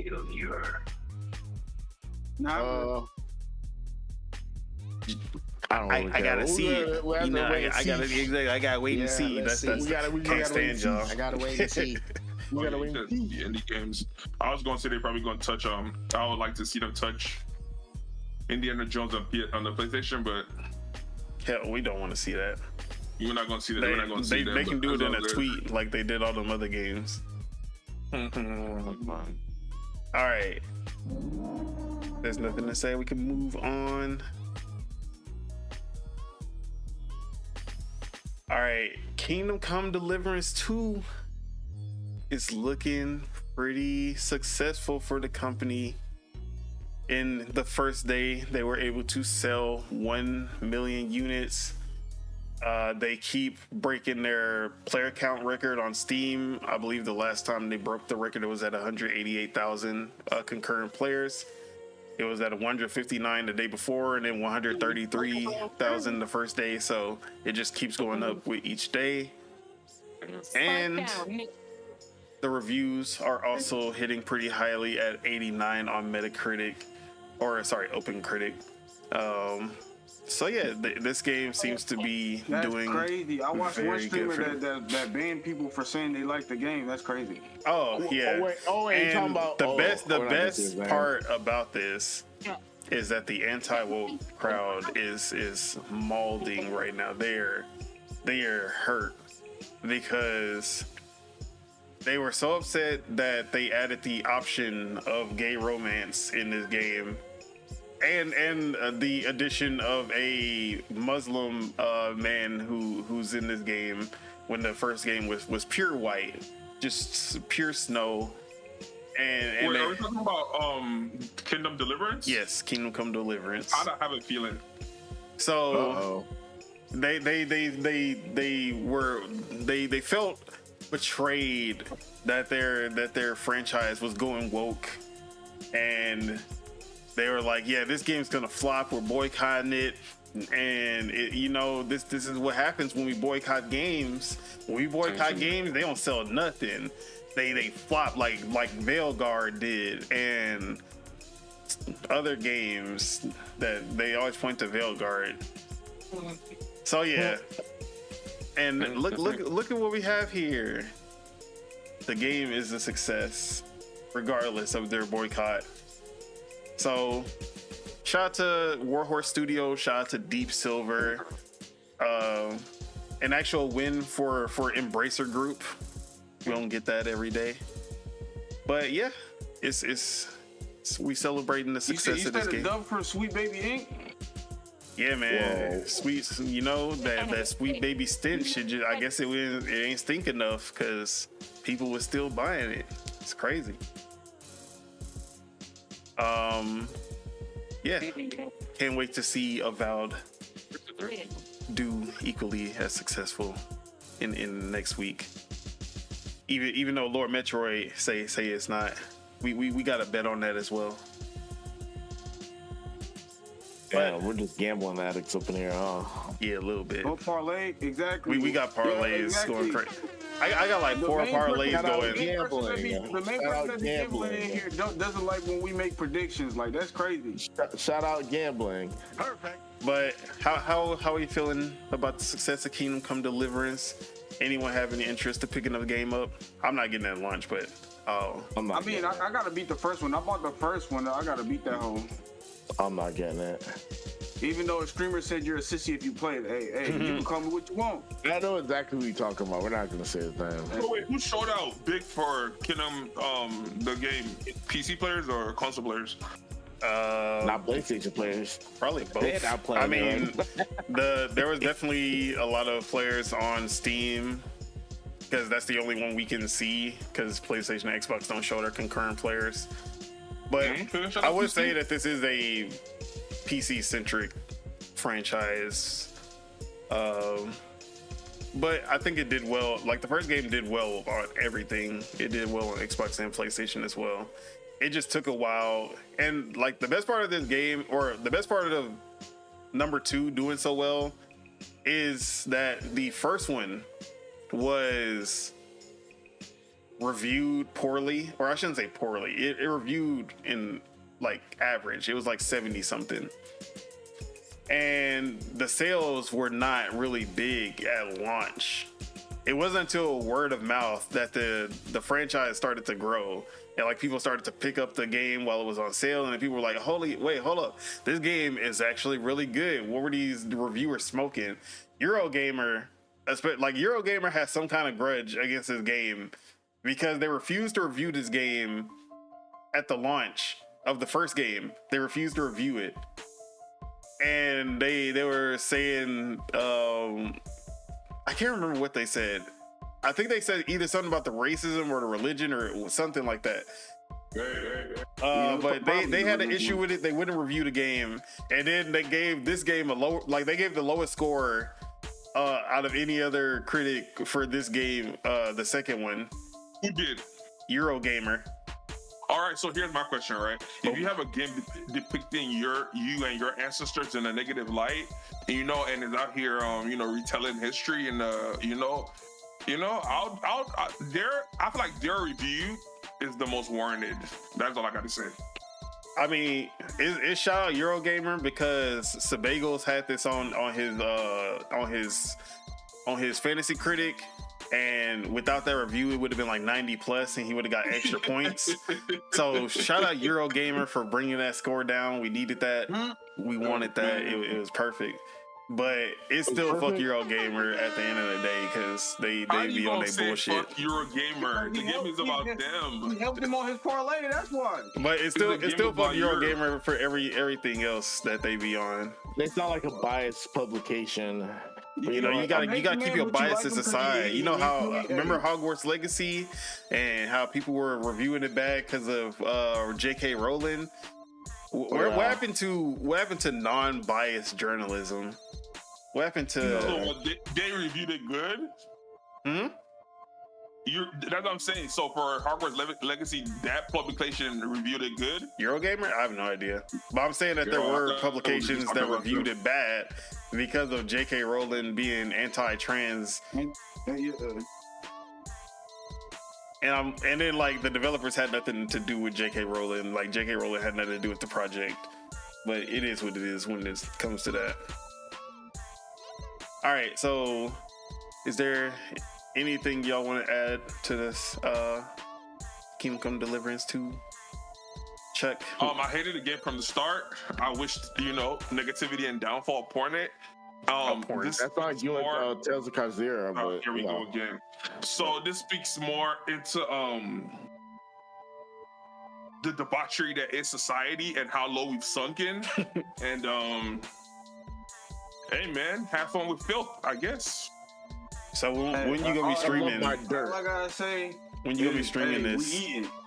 When am I gonna be streaming it? I need that hate stream at some point today. We need that. Eating, y'all. Why are you laughing, bro? Because I didn't want to play it, but I'm gonna play today after the episode after the podcast. You don't want to play it, but you're gonna play it. So that means you want to play it. No, I'm putting it on him actually. Hate stream. I can't speak. You got pause. Oh, pause. Big pause. Big pause. Is that the what? Pause. No, it was me. He said he was putting it on Chuck. Hey, yo. Wait, he said he was doing what? Hey, we don't need to repeat that. Y'all talking about the bet? Is that the game for the bet? What was the game for the bet? Oh, I forgot. Okay, I keep forgetting every week, but I gotta call out this nigga Chuck. I forgot. I got. Okay, this is a topic in and of itself. New topic. We calling out Chuck. All right. I'm glad I reminded you. It all started in May of 2024. 1999. May of 2024, guys. And there was an episode that we did where we streamed the PlayStation State of Play, right? With Concord, right? I remember that. No, not that one. It was the one after that. Okay. So, Chuck, we saw this game that obviously was trash. Oh, go one, show one. Oh, have you played it yet? And Chuck was like, "I'm checking for this game. It's day one." I'm like, if I don't remind you of this game, I did play it. Look, I said, if I don't remind you of this game, you are not. You played it. Yes, because that was okay. I played the early access. We'll say that. So what game is he talking about? What game are we talking about? The game. He's talking about the game with the cat. I already know, bruh. It's like so. Like I said, if I don't remind him when the game comes out, he's not gonna play that shit. Guess what? The game's been out for almost 3 months now. Wait, not touched. What game with the cat? Infinity Nikki. Infinity Nikki. I knew what you were talking about. Oh, there's a cat in that game? Bro, the whole thing is a fucking cat game. I was like, yeah, this shit look ass. He's like, nah, bro, I'm checking for this. Chuck, we got you with 4K. Yo, do you get me if I play the early access? Yes, because that's day 0, not day 1. Yeah. The game is free to play. is out 0 hours on year-round Chiku. 0 hours on Glee Cooley. Come on, we got you. It's over. We got you. Hey man, we played the early access. We fell into a rush. I ain't gonna lie, early access hours would have shown. Let's two different things. You gotta you gotta delete the early access thingy. All right, Why you cook them? Stop cooking this, man. Yeah, there's two things. The early access side and the Nikki game. I have to just bring that up. But you gonna tell me the PC player? But guess what we doing right now? What is you playing right now? Not playing PlayStation. He downloaded Infinity Nikki. I'm definitely not watching that stream. That's for sure. Are you streaming? I'm streaming right now. All right. He's been streaming, I think. So let me read these comments from Lord Metroid. I have to go back some because I did miss some. So let's go back. All right. He goes on, this one we were talking about EA and Dragon Age. He said, if they keep getting away without repercussions, they won't fix the issue. And he says, God, your Unicorn Overlord is a beautiful game. Unfortunately, that genre is not my cup of tea. I feel you. Look, the politics in the game was the issue. Don't force shit on me. And he says, I have no issue with anyone, but it was clearly pushing an agenda. I agree, for sure. Andrew Wilson is in denial. Yes, definitely is. That's the CEO. Hey, more options is always better than less options, bro. If you don't Andrew Wilson, the guy that was saying the game is not saying multiplayer and is yeah, that's the CEO. I think that's what I was talking about. If you give me less options, if you don't give me an option to be an asshole and kick chickens and you feel me like bro, or the option to be gay, or the option to. Like, I feel like that should be options in every RPG. You should have the option to be gay. Bro, but people don't want that. People get mad if there's even an option for that now. Bro, I do not care if there's more options is better, bro. If I don't like the main character, bro, nigga, if I don't like the main character, say for instance I don't like the main character and they wrote the main character a certain way, nigga, guess what? You gay now, nigga. Fuck you. I don't like it. Anyways, before he gets us canceled.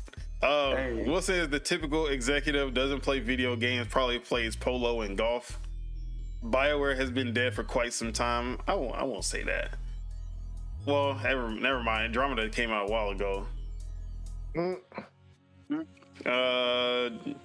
Says Dragon Age has a very dark tone to it. This doesn't look like Dragon Age to me. I did play the first Dragon Age, by the way. And then he asked, Spitter, are you gonna play City of the Wolves? Let me know. We can play. Oh, he's day one. Yeah, whoever asked that, they're gonna play the beta. That's in like a week, 2 weeks. Lord Metroid. It's a free beta. On the 20th, I think. Yeah, I don't know what date it was. BioWare games in general gives you the option to be evil. It is all about doing whatever you want within the story and the consequences that come after. Playing it safe because you don't want to offend the modern audience comes off as dishonest. Pandering is not good. And it says gameplay is first to him. Gameplay in Anthem was excellent.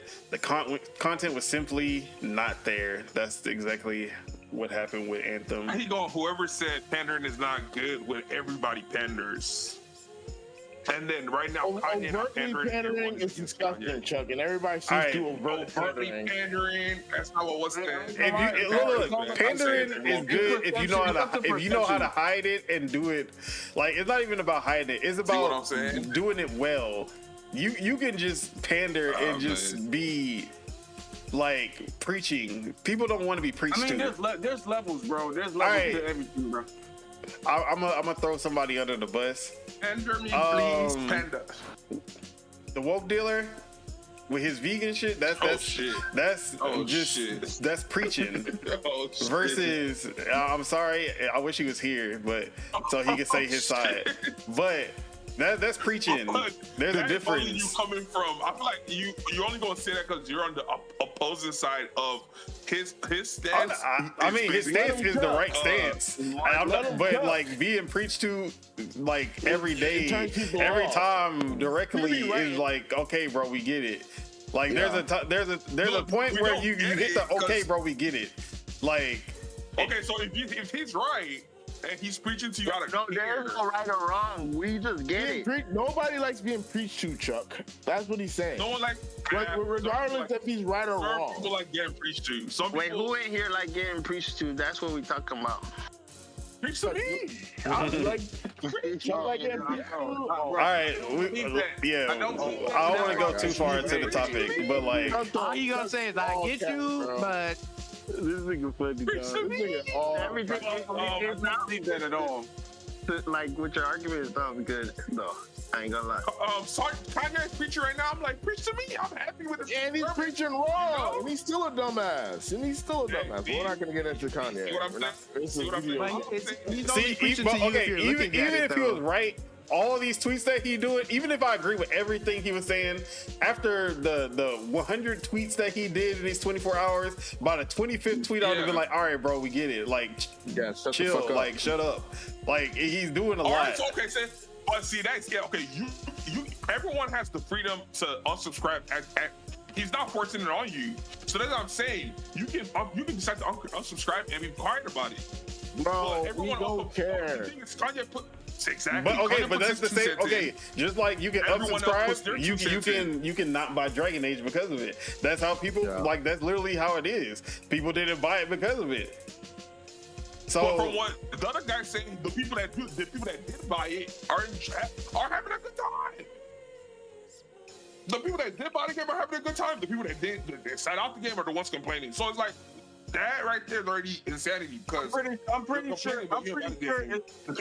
bro, I complained about it, and I don't even care about that shit. Like, I complained about it because it was too much.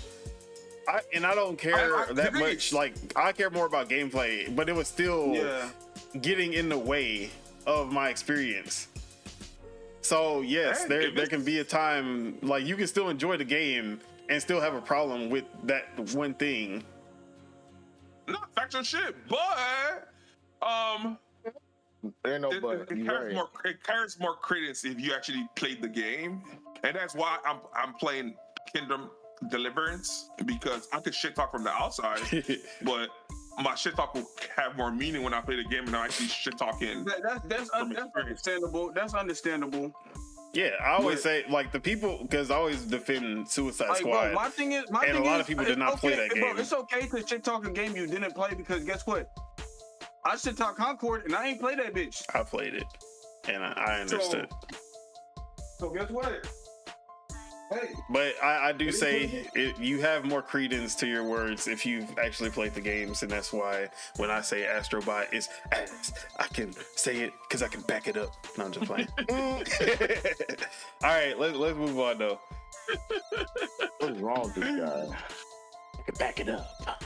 What's wrong with him? Hey man, sometimes you gotta back it up on them. That's what we call. No, that's what we call integriton. Integriton.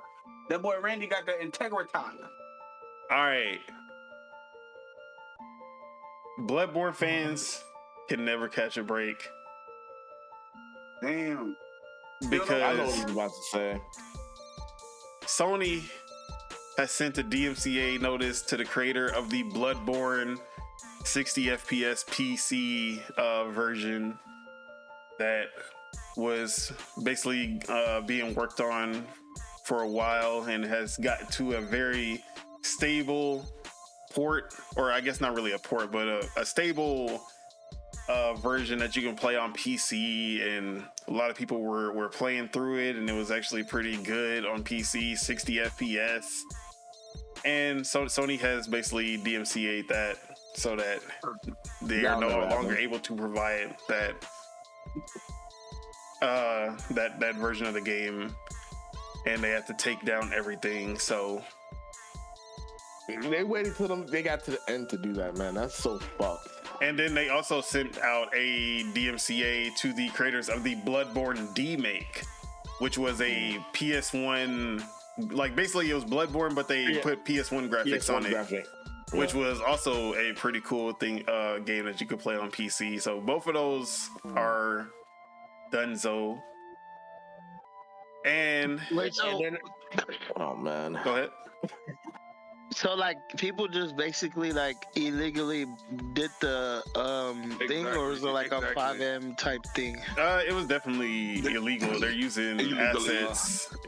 Whoa. Yeah, why? Because they're offering something that the company won't. Look, shout out to them guys. Shout out to them guys. Look, I mean, they're trying to do something that Sony won't, which is bring Bloodborne to PC. Sony did not ask them for the help. Go create your own, blood. Like, you got all that time. Why do you dick riding Sony when the networks ain't even working, man? Because they own it. Yeah, but they fix their networks. They're worried about the wrong thing. All right, no. Worried about the wrong thing. All right, I just I'm gonna say one comeback to Chuck, and I'm about to be done with it. So, all right, let's hear this. When when Nintendo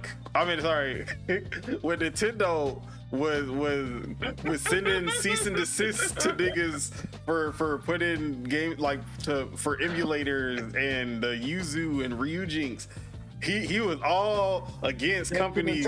He was all against Nintendo sending cease and desist. But this now he's like, oh yeah, no. This they were doing something illegal. This is bad. We can't let them get away with this. See, okay, so here's what I'm saying. Look at y'all. Oh God, to the viewers. No, let him talk. Let him talk. My issue with Nintendo is not them and they're attacking people for illegally using their IP. My issue with Nintendo is them being stingy with their IP. I want to purchase your IP on other platforms. They wanted to play Bloodborne on PC. Yeah. Nope, they were trying to do some illegal shit. I'm not trying to do no illegal shit with Nintendo. Nintendo's just dickheads. All right, look. We said the same thing about PlayStation. Exactly. Like, the other people were trying to make money off of. The other people were trying to make money off of. No, they weren't selling this. This was a free pack. This was free. This was free. Talking about money. You can download the Bloodborne one for free, but then that's like obviously if you're getting it for free, that means you're not paying for it on PlayStation. Take a home out. Like I said, the other people are trying to capitalize off of PlayStation's IP. That's no, it is what it is. There's no arguing them, bro. There's no arguing. That's what I said. I just want to say that. All right, let's just move on. All right, yeah. So you say that they really have no credence because that's not the issue I have with Nintendo. Nintendo, I'm telling them, it's different. Tell them guys. Tell PlayStation to do it. Contact PlayStation. Get in communications with PlayStation. Don't go steal PlayStation. What did they think was gonna happen? The thing is, that's a terrible idea, bro. The thing is, we want PlayStation games on Xbox. We want Xbox games on PlayStation. No. You know what Chuck is saying? No. Let me say something, because y'all been talking since the time. Let me say something. No, nigga, you know how many people make fucking mods and ROM hacks and all sorts of shit? So I guess apparently all that shit should be illegal or whatever. Even though it's probably not illegal. It's probably not illegal. They're just using the IP. They're probably not. They haven't got the rights to. It is illegal. It's not probably. Look. Doing some illegal shit. My whole thing is look. My whole thing is this. How are you gonna say you don't fuck with Nintendo because they don't share their IP with the other consoles and shit like that, right? Or is it just the console, or you want it to go straight to PC? Everywhere. Everywhere. Wait. Okay, but look, nigga, we've been trying to get PlayStation to put their games on Xbox, and they're just as stingy, but you be caping for them all the time. They're more progressive than Nah, stop it, bro. Wait, so the argument is about modding and it's like a mod. They made it is a it's a mod, but Bloodborne isn't on PC at all. So the argument is about using illegal IP. Just don't do it. It's literally that simple. Like, don't do it. Go down the proper channels. That's some pussy. Go down the proper channel. Also, he what proper channels? So y'all pretty much talking about getting the game that you didn't buy, pretty much. No, we're talking about what, you're trying to justify it. No. You know, it's legal. No. It's legal to own a ROM of a game you own. Of a game you own, yeah.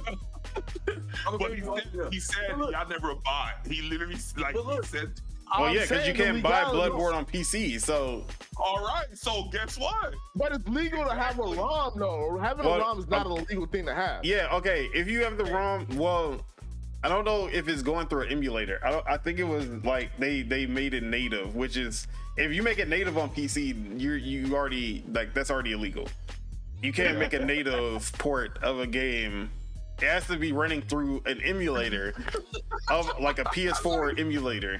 Wait, for so it to if be, it's on PC and then you still take it, that's not the argument. Like you still stealing it. That's not the argument. yes. If you Y'all so forgetting about okay, the legal way to emulate a game, emulators are always legal. I should say always, because Yuzu was taking code. You can't take code from Nintendo. you can't take code, That's why yeah. they got caught up. So Yuzu got sued because they were like stealing code from Nintendo. Okay. And they were also like making backdoor, like trying to make money on some backdoor shit. So Yuzu was going about it the wrong way. Everybody trying to make money in the back door. But the thing is, y'all forgetting the main thing. The main thing is that he hates Nintendo because they don't share their IP, but he came from PlayStation, and they're also doing the same thing Nintendo does, which is not sharing IP. they're not. Bro, what No, are you they're talking not. about? No, They don't share IP. They are just not on the same With scale because they put their games on PC eventually. All right, but let's not talk about that. So if you're emulating a game, it has to be your own.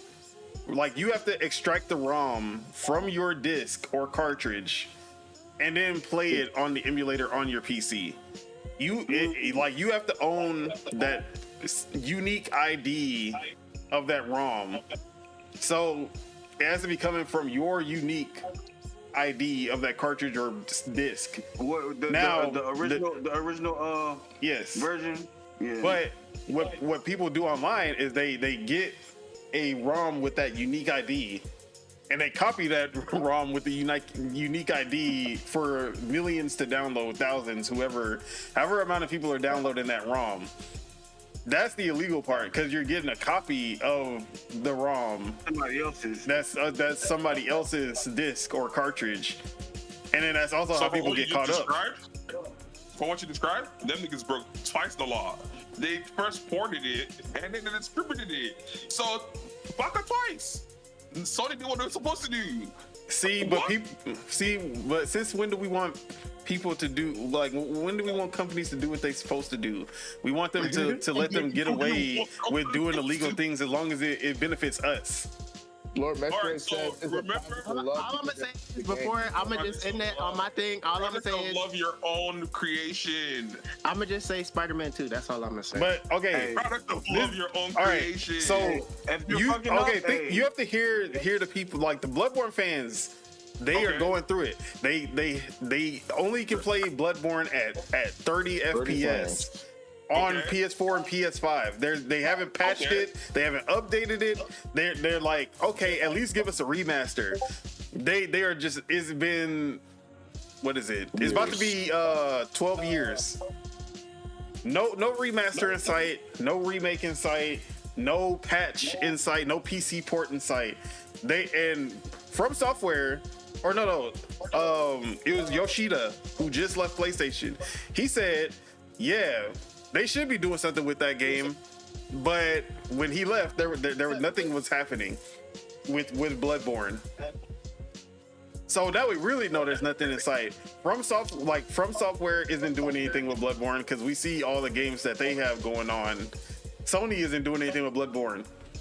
So this IP that all these people love is getting is basically just shelved. There's no good way of playing it in 2024, 2025. It still plays. Everybody. Like, oh my God. Let him finish. No. I'm not saying. I'm saying the people, the Bloodborne fans. It's because I'm not a Bloodborne fan at all. You always talking about people interrupting you. Let them finish. Shit. So you're the last one to say anything.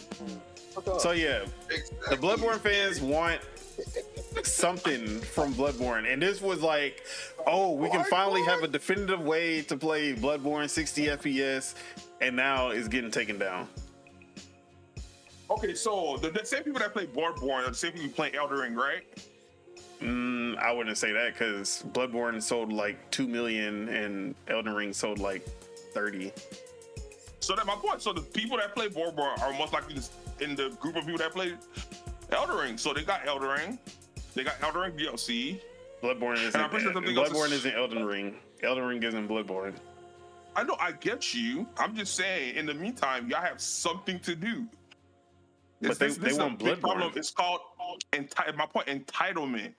It's life. So it's like, okay, look, what if you were a Destiny fan and then Marathon came out and then everyone's like, but Bungie, we want Destiny, and then Bungie like, nah, here's some more Marathon instead.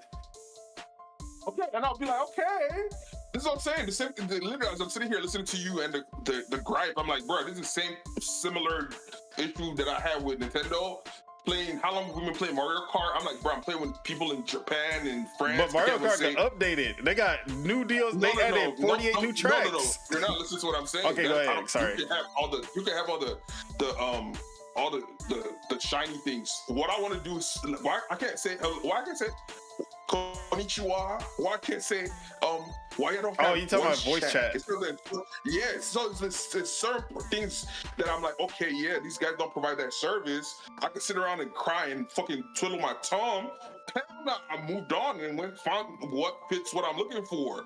Sitting around crying for and then stealing just so because it's not going your way. Do illegal things. Like Milton just got arrested again. He's still doing illegal things with his friends. It's not the right thing to do. Hey, that's too much. Hey, we Milton out of this, bro. He just got arrested again. They stole a car from an Uber driver. He's still doing the same. Some people just don't learn. Y'all put him into that. Y'all put him into that mode. The internet did that, not him. We did that. The internet did that to him. Accountability, bro. Like, I feel for you, but there are better ways to go about it, and they need to figure it out. If not, like I said, you got time, create your own, bro. All right, so you go create your own Spider-Man? Look. Hey, guys. I agree with Chuck because I just have the same argument with the people who just pirate Nintendo games, and it's the same thing. You're like, at the end of the day, it's still piracy. And the DMCA is warranted. So it is like, I understand where Bloodborne fans are coming from. But like, this is also not the route that you're supposed to take. But at the end of the day, Sony, y'all need to get on this like, come on. There's enough bantering about Bloodborne that there's interest in the game. Everyone knows. Now, the funny thing would be if they make the Bloodborne remaster and then it sells 1 million, 2 million again. That would be shame. That's shame on the people, because it'd be the people who be loud about a game and then when they finally get it, like, they don't show up. Those are the people that we need to shame. But yeah. Because it's Bloodborne is Souls-like, right? Yeah. There was a point where we were like, they're coming out. There was a point where the conversation was, they're more Souls-like games than Days of the Week. It was a time where it was just left, right? Way too many. So I'm like. But the only one that is close to Bloodborne is Lies of P. That everyone was like, this is the Bloodborne 2 that we've been waiting for. Although it's still, but Bloodborne has a very specific style of play that really hasn't been recreated by other Soulsborne, even by From Software. And that's why people still go to Bloodborne to this day. Like I said, I feel for them. It's just you gotta fight. You gotta pick your battles, and you gotta fight it the right way. I'll agree with you on that for sure. Keep on adding Sony every time. Every time there's a new state of play, just keep spamming Bloodborne in the chat. They'll get the message eventually. Like, bruh. All right. I'm not gonna lie. Someone come out with a competitor and let them know, like, you gotta sometimes show people. Some people learn better when they see it. So somebody gotta show them that they are making a big mistake. Call it blood birth. I would never be surprised if something like that came out. I would not. All right. So let's move on to some of these big topics. All right. The ESA. I actually don't remember what that stands for. I'm not gonna lie to you. What is it again? Entertainment Software. Yeah, the Entertainment Software Association. The creators of E3. They lost the fight with Jeff Keighley back in 2023. Announced that E3 is not coming back and it is forever gone. The iconic E3. Ever since COVID hit, they just were never able to recuperate and make an event that fit the modern era of digital. Whereas Jeff Keighley was able to jump in and create the Summer Game Fest to replace it and make it successful. And now with each year, the Summer Game Fest is becoming more and more like E3, where you are able to go to the event, play demos, and the most important thing about E3 was the behind the scenes meetings with all of these developers and publishers. This is where the backdoor deals happen, where PlayStation and Xbox are coming to meet these publishers, and they're seeing these demos and be like, hey, you know, what if you made that exclusive, or what if we put that in Game Pass, or even something like a Ninja Gaiden. You like, if this was back then when E3 was popping, and you would see Phil Spencer in one of the meeting rooms with Platinum and Team Ninja about making Ninja Gaiden 4. If this was back in the day with E3, this is where those type of deals were happening. And once the physical location was gone because of COVID, E3 was really never able to recover, and they died because of it. But now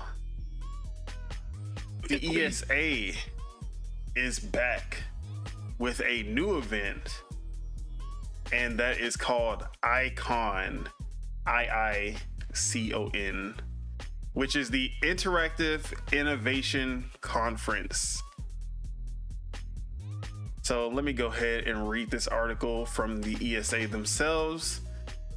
So the ESA today announced the launch of the Interactive Innovation Conference, ICON, a first of its kind event designed to connect visionaries, thought leaders, and innovators from across the industries to harness the power of interactive entertainment. Taking place April 27th through the 30th, 2026 at the Fontainebleau Resort in Las Vegas.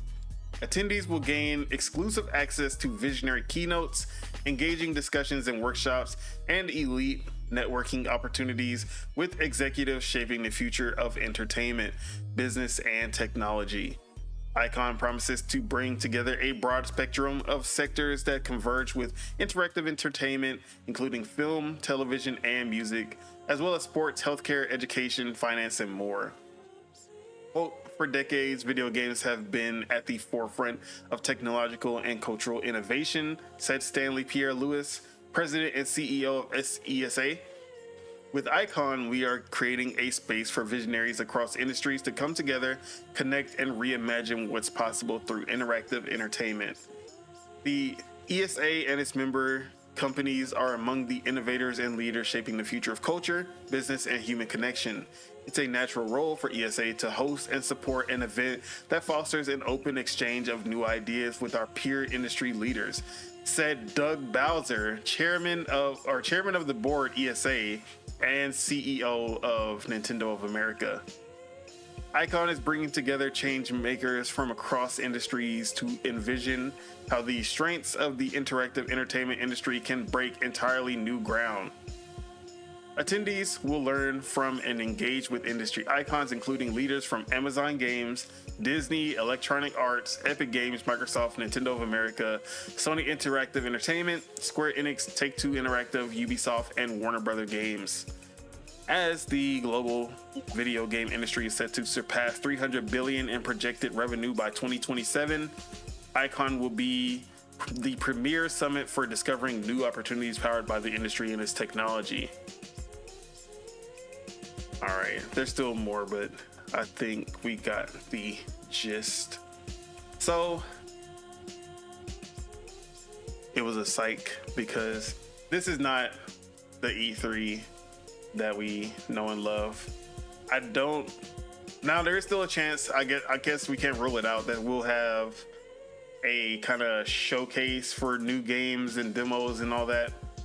But this feels more in line with a GDC, which is the Global Developer Conference or something like that.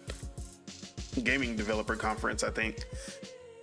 Where it is more about the creators coming together, sharing their insights of gaming, how they were able to accomplish the things that they were able to accomplish in gaming. Something like showing off Warner Brothers showing off the Nemesis system and how they're able to do it, or Hi-Fi Rush showing off their art style and how they were able to layer their art style, or basically layer their models into making that art style that they did. Things like that. That's what it seems like versus a Summer Game Fest where they're just live streaming all of these games and people playing demos and all of this. So for us, it doesn't really seem that interesting, or at least for the average person who just wants to see some game trailers. This does not seem like it is that, at least not as of yet. But I'm not ruling it out just because this would be this could be a good jumping off point, because the companies left the ESA and E3 because they lost the most important aspect, being able to meet up with all of these developers and publishers and work out deals and all of that. Since that was gone, just showing trailers, paying to show trailers, by the way, paying the ESA exuberant amounts of money to just show trailers digitally, which they learn that they can just do on their own. That's why all of these companies have their own showcases now. It didn't make sense to them. So if they can get all of the big members back on board with this and then start to build it back up to the E3 where they start to basically help or make it more advantageous to the consumer with new trailers, new announcements, things like that as well. But how are we feeling about Icon as it is now? No excitement? Excitement for? Exactly. For Icon. Excitement for? Hey man, if we're still talking about like the showcases for games during the summertime, I'm here for it, you know? Well, this wouldn't be that. What we're talking about? This is ESA who were the creators of E3, but this isn't E3. This is more for the developers and the publishers. Wouldn't that be a good thing though? Oh yeah, I think it's a good thing for sure. But yeah, I feel like that'd be a good thing. It's just not gonna be something fun that we would be streaming or anything like that. Why do you say that? Do we stream the GDC? I don't stream. What is the GDC? Game Developer Conference, where they just talk about how they created the games and a bunch of technical stuff. okay, I see where you're coming from. It's gonna be a little bit boring compared to the other ones, but if I feel like that's what happens when all that money came into E3 and all the showmanship and all the celebrities. So the biggest mistake, I always say the biggest mistake and why E3 started to decline, letting in anybody, letting in the general audience to just buy a ticket and come to E3. I feel like they should have left it for journalists, content creators, and developers only. Yeah and nay, because if you do it like that, it's like a sense of gatekeeping. It should be gatekeeped. I feel like, nah, really. I feel like once you start gatekeeping things, that's when things get weird. That's what I'm saying. When you start gatekeeping things, that's when things turn into an echo chamber, and then everyone's just in there smelling their own asshole. See, but once they opened it up to the public, and then it became like waiting in lines for hours to play a demo. Then, but like they have other conferences for that. They have PAX for that. E3 didn't need to be PAX. Yeah, but it's E3 is the biggest one. So you get what I'm saying? I get where you're coming from, but E3 is the biggest one. And then you see what's going on, especially back pre-pandemic. Everything that's going on with like Comic-Con and just conventions that had to do with like weaves, and it was becoming a whole thing. TwitchCon. Like that whole convention scene was big prior to pandemic. So it's the same thing in every industry. You see, everyone follows the money trail. So yeah, we know why they did it. It was for the money. Yeah, I get where you're coming from, but at the same time, I'd rather that than it be gatekept, and then it's people that deem themselves as the qualified or elite are the only ones allowed into the venue. So I get where you're coming from. I just don't want a certain group of people to then just gatekeep the whole situation on their own. All right, so I will, especially for a situation like E3. Let me read Lord Metroid. He says, I disagree. E3 should be for the gamers. The gaming press doesn't buy games. We do. See? Let the press in for sure, but we fund the industry. They don't. Facts. He not like facts. That's why I'm like, I get where you're coming from, but E3 is not the event for that. E3 it became for sure for the people, and I don't have any problems with it being for the people. And standing in line comes with people. It's just it's everything. All right, I think so, okay. A good compromise would be the first day or first 2 days of the event, media only. Then then you open it up to the public for day 2, 3, 5, or 3, 4, 5. All right, so here's the thing: is the media people and everyone you're talking about. At the end of the day, they get first copies of the game before it comes out, and so they already have access that the regular people don't. That's what I'm saying. I get where you're coming from, but E3 is just not. They need to create like a whole. They need to do that in the wintertime whenever school's going. They need to figure out like that sounds like some business hours type of stuff. So they need to do that then. E3 summertime, people are out. About in May, right, or June, right? It was June. Yeah, it was peak summertime. So it's something for the people to right. Just add everything. Yeah, I say they should have at least 2 if they're gonna do that. If it's too much, they should actually do 2 because they do need one where like fans get to be in it because that makes sense. For the journalists, like once they open it up every day to the media and to the like journalists, I mean I don't know. And also, I'm not going. It's a good mix. It's a good mix to mix. It's good to mix the journalists, like what Lord Metro is saying. I feel like it's a good idea to mix the journalists with the people the people on the ground. So the journalists don't lose themselves and are out of touch. Also, so it's good this is the guy that wrote the article, like the whatever guy Wilson guy we were just speaking about.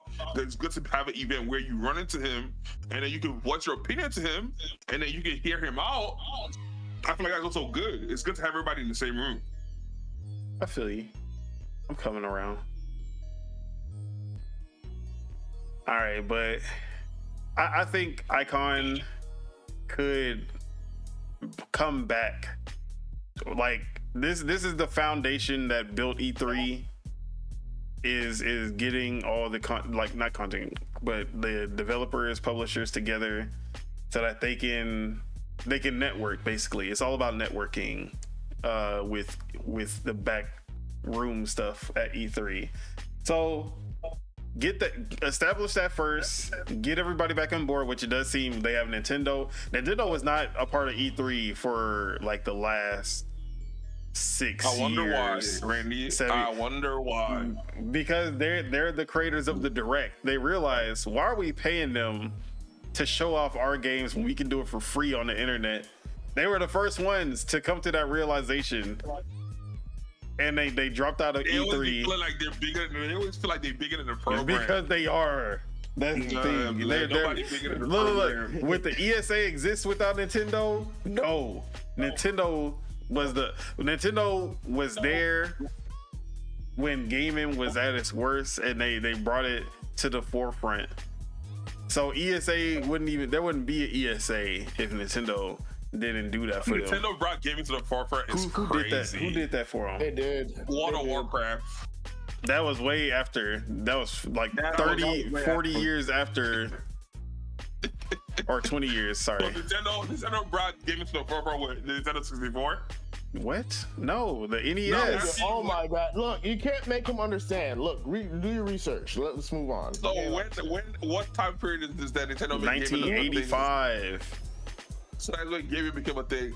At least it was. God. They saved gaming in the US at least, and the ESA is a US based company, so yes, there would be no ESA.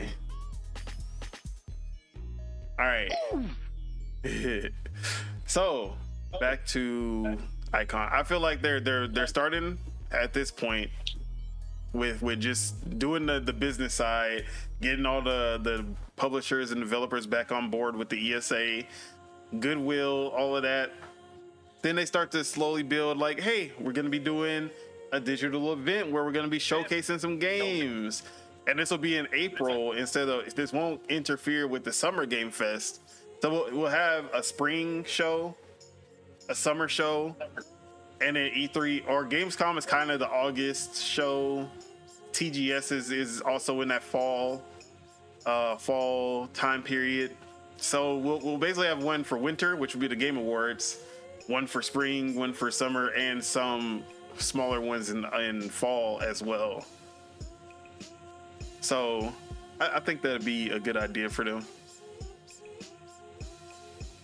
But I'm cool. I'm happy to see the ESA back. Anyone else want to chime in before we move on to the next topic? Jeff Keighley, count your days, buddy. That's it. That's all I wanted to say. All right. What did I want? Okay, next. All right. Battlefield is back? Question mark. Actually, let me read these chats before we move on. So first off, Metroid says, "Just take showers, gamers." The fuck, LOL. Damn. And he says, "Good point, Chuck." A rare good point, Chuck, from Lord Metroid. Yeah, and he literally said, sometimes you do well, LOL. He's ashamed because Nintendo areas at E3 were some of the best. Yes, we all remember when Nintendo took over E3 with one game, Breath of the Wild, in 2015. And that area was cool as hell. I remember the Mario Odyssey area at E3 was also pretty cool. You think Jeff Keighley seen that? I was like, yeah, we gotta take this power away. Oh, okay. I forgot to talk about Jeff Keighley because Jeff Keighley was a part of the ESA. He was the face of E3. Yeah. But then he left and he was like, yeah, ESA, they on some fuck shit. Like it was real beef between him and the ESA. And it always felt like his goal from then on was to kill the ESA and kill E3. So he started Summer Game Fest, and at first Summer Game Fest was not popping, bro. No one liked Summer Game Fest. But E3 kept shooting themselves in the foot. The ESA kept shooting themselves in the foot with E3, and it just like there was no other option. Like Summer Game Fest was the only option, and it did get better. So I'm not complaining. Summer Game Fest did keep getting better, and it ended up being a good replacement. But yeah, ESA like they were beefing. Like Jeff Keighley was happy. Like when E3 announced that they were not coming back, this man did not wait a single minute to pass by before he said, "Hey guys, don't forget to check out Summer Game Fest." Yeah, he was reveling because at the end of the day, it seems he was right about. He was basically saying that the ESA was spiraling downward, and that's exactly what it looks like. So he was on the right side of history with that. All right. Hey man, go ahead. he was on the right side. But it's still because the whole time I've been reading the whole background and everything with the ESA and getting a better understanding of the whole situation, and it's very interesting lore. And like always, Nintendo's in the mix. I will say, when Nintendo pulled out, that was the first. That was the first like, oh shit. Like we didn't know it at the time, but as soon as Nintendo pulled out, that was the first nail in the coffin for E3. Then PlayStation followed like 2-3 years later. And I never knew E3 was being held by fucking a government agency. Shout out to Chuck. Oh yeah, the ESA was created because of what was it like the ESRB and all that bullshit that was going like they were trying to Mortal Kombat. Yeah, because of Mortal Kombat. That's how the ESRB came about and all that. And Sega and Nintendo were pointing fingers at each other. They both have Mortal Kombat. This nigga got blood in his game. No, bruh. It's like the lore is hilarious, bro. Yeah. So that's not like it's interesting to see that they came all this way. And you said it was Jeff Keighley that was on the right side of history? Yeah, I think he ended up being on the right side of history. I mean, he's thriving with Game Awards and Summer Game Fest, and he was saying that like they wouldn't last long going the route like they kept because he was trying to put them in different directions, which I guess is what he was going with Summer Game Fest, and they weren't listening and they wanted to keep doing what they were doing, and that literally fucked them over when COVID happened. That's hilarious. Hey, so I guess shout out to Jeff Keighley, but it's still fuck Jeff Keighley. See what I'm saying? It's crazy, right? But shout out to Jeff Keighley, but it's still fuck Jeff Keighley. That's funny. Yeah, I'm excited. We'll see. Let's see. The thing is, okay, I like they're announcing it, and like we've said, at the end of the day, money is the ultimate factor. So at some point, money is gonna like seep its way into the crack, and it's gonna become what it always has been. At some point, it's gonna turn into a show for the people. Yeah, that's what I was saying basically. All right, let me finish reading Lord Metroid's chats. Yeah, so he said the lines were crazy as when they brought in the public for sure. And he says, Chuck, do not disrespect Nintendo. Actually, the first Nintendo console was the color TV in 1977. Yeah, but that one we know that didn't actually do numbers. It was the NES. They also had the Game & Watch, which was a handheld before the GBA, or sorry, not GBA, but the Game Boy. So yeah, they had products, but it wasn't until the NES where it really started to pop. All right, and he says, pause. I don't know what he was saying. Pause too. And then he says Nintendo has a big load, no doubt. LOL. And then he says, yes, the Game & Watch. All right, so let's talk some Battlefield, guys, because they have announced their plans for the next Battlefield. and it is.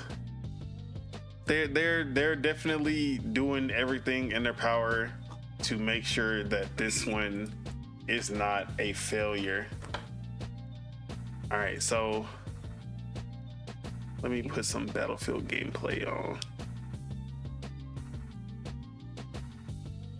But we have not got a name for the new Battlefield yet, at least.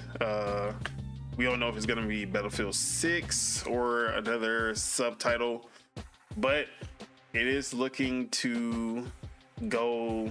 It's looking like it went back to the classic formula, the classic, what we would expect from a Battlefield 3 or 4 versus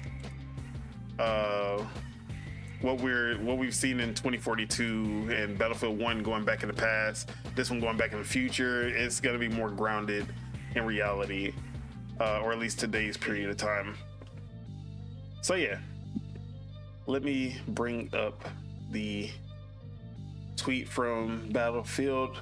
So this is about the studios that have been founded to make, or I shouldn't say founded, but they've come together to make the next Battlefield.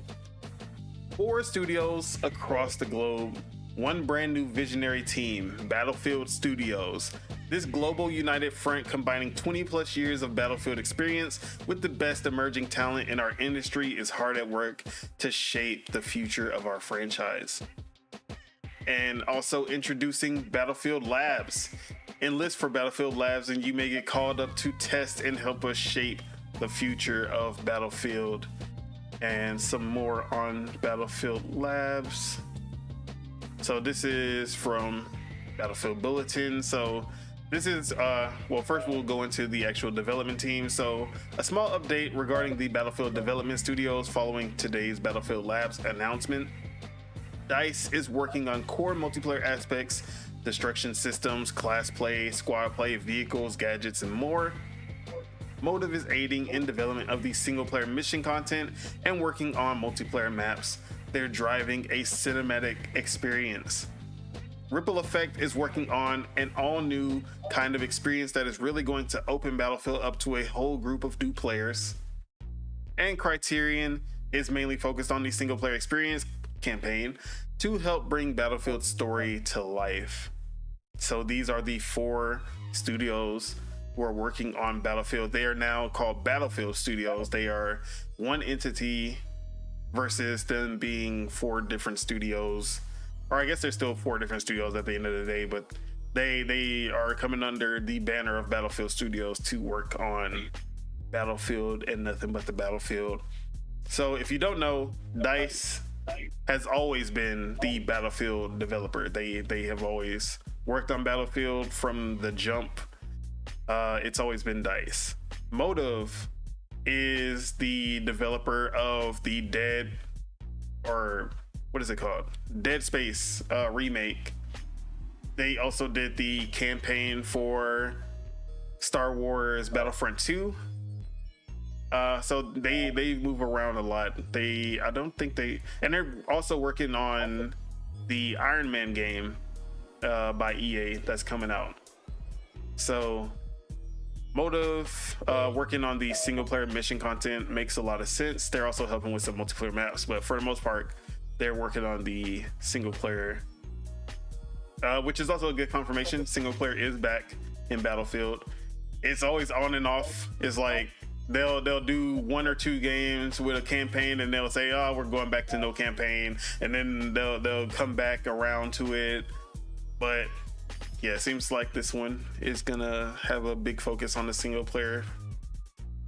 Criterion, that is the Need for Speed studio, and usually Criterion would help with Battlefield, especially with the vehicles. But the fact that they're not even working on the vehicles, DICE is, and Criterion is mainly focused on single player, I'm actually curious about that. Ripple Effect is a brand new studio that was developed, like this was created in 2023, I think, for this new mode in Battlefield that's gonna be basically the war zone of Battlefield. We really don't have too many details about what that's supposed to be, other than it being an all new kind of experience. So there's that, and this is. Where's the actual information on? I wanted to get the information on Battlefield Labs. All right, so what is Battlefield Labs? Battlefield Labs is our most ambitious community development collaboration ever, where a select number of fans will step inside the war room. Registration is now open. While we encourage everyone to register, space will be limited. So basically, this is a large-scale play test where you'll be able to test out the game in different iterations as basically what they did with Skate. They'll be having various play tests where you can get selected to test out the game and shape what Battlefield, like what the new Battlefield becomes. Although unlike Skate, this isn't going to be a 4-year thing, because they have already announced that this game is planning to release before April 1st, 2026, which is their Q1, their quarter one for the next, their quarter one for 2026. So they're planning to release it within the next year, about 14 months or so. And lastly, what's this last one? The last one is just some gameplay. Which GameSpot is saying as soon as October 2025. As soon as October 2025, but EA specifically said before April 1st, 2026. So October 2025 could still fall into that. That's nasty work. Well, that's funny. If it does come out in October, but they're saying April of the next year, that's a big window they're giving themselves. Yeah, just in case it gets delayed or anything, they still have. They're like, well, they could be shooting for October, but if it gets delayed, they can still say, well, we said before April. So, and then someone else is saying that did not make sense that you say that, but someone else is saying that it might be pushed back because of GTA 6. Oh, that's also a good one. They could be trying to avoid that for sure. Yeah, that's gonna fail them. That makes sense now. All right. Oh yeah. Sorry. I made a bad oopsie, because saying that Criterion is the Need for Speed developer is blasphemous, because we know Criterion as the Burnout developers, but Burnout doesn't exist anymore. So R.I.P. Fuck them guys at EA for that. Only racing game besides Mario Kart I played. So besides Most Wanted. So this is the actual game, or the little tease of gameplay from the pre-alpha of the new Battlefield without a name. Now, the first thing that they showed, destruction is back, and it looks amazing. Real destruction, not the 2042 scripted destructible environments. This is you shooting a rocket launcher and building collapsing, or you shoot a rocket launcher and literally you shoot the rocket launcher, you see the building collapse. That type of destruction that hasn't been there for at least the last 2 or 3 entries. So that already has me excited. They're back to real squad based and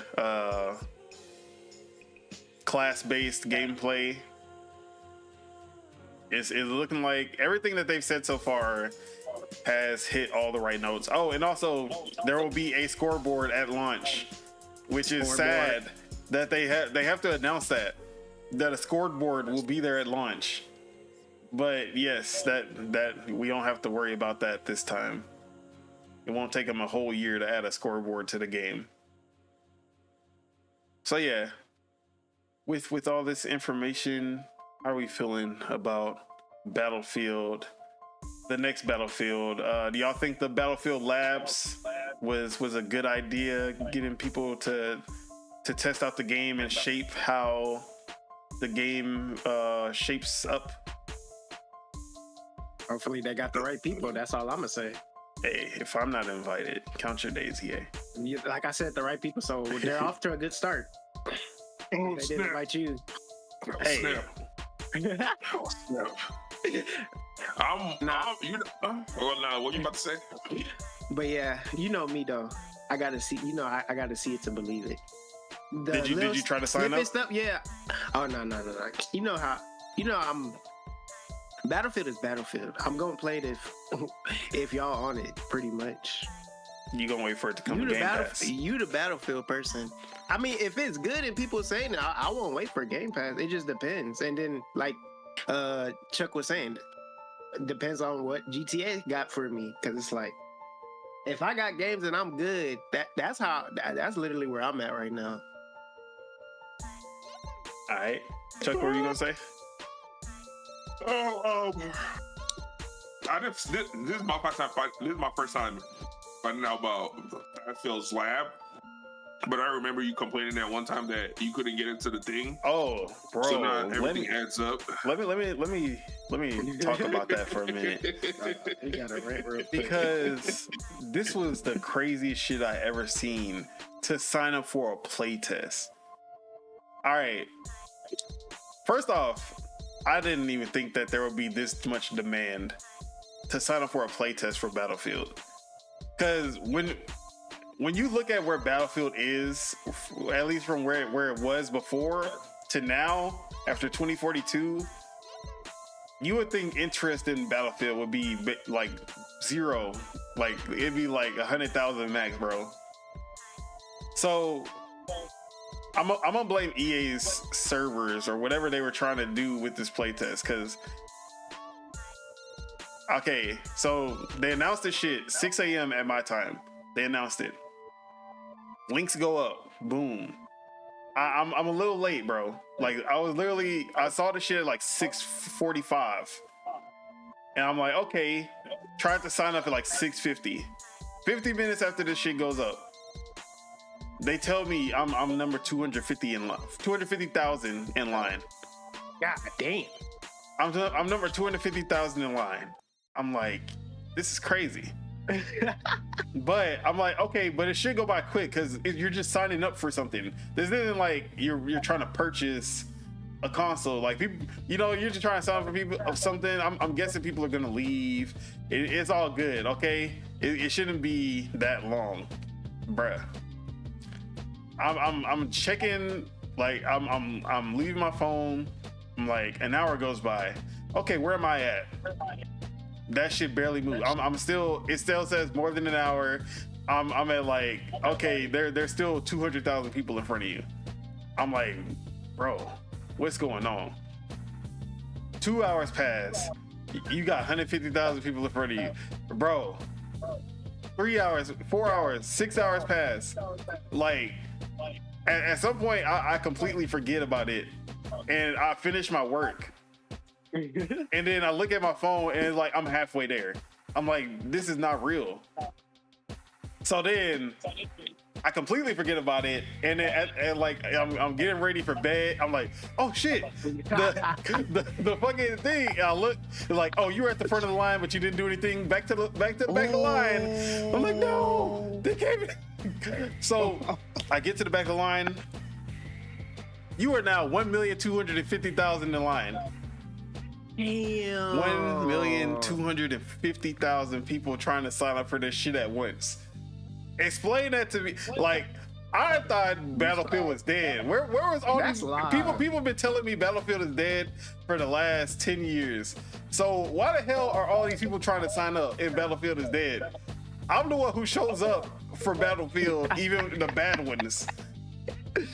So where did these people come from? That's what I was trying to figure out who these people were. I'm like, are they botting? Why would you bot to sign up for a playtest though? I'm like, what's going on? Hey, see, that's sad for you because you was like at 1,000 something Then you just forgot about it because it was just too Bro. much. Then you got in it. Look.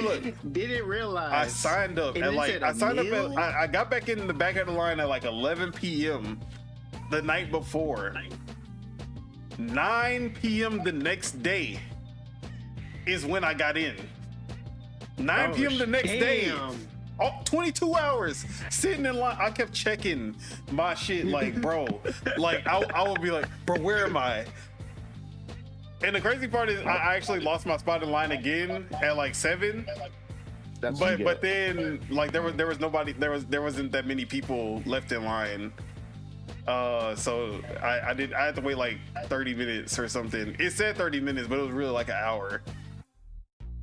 So yeah, that shit was crazy.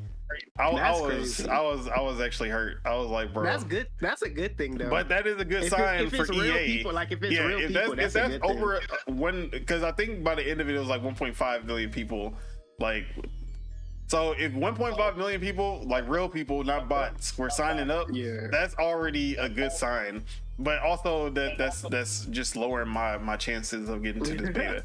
So Even though you had a chance. all right, but yeah, Battlefield Labs, I think that is like from what I've seen with Skate, from the first playtest I did, and then like trying it 2-3 years later, I think it's a good idea having, because I always go to Baldur's Gate 3. I played Baldur's Gate 3's early access 4 years before the launch of the game, and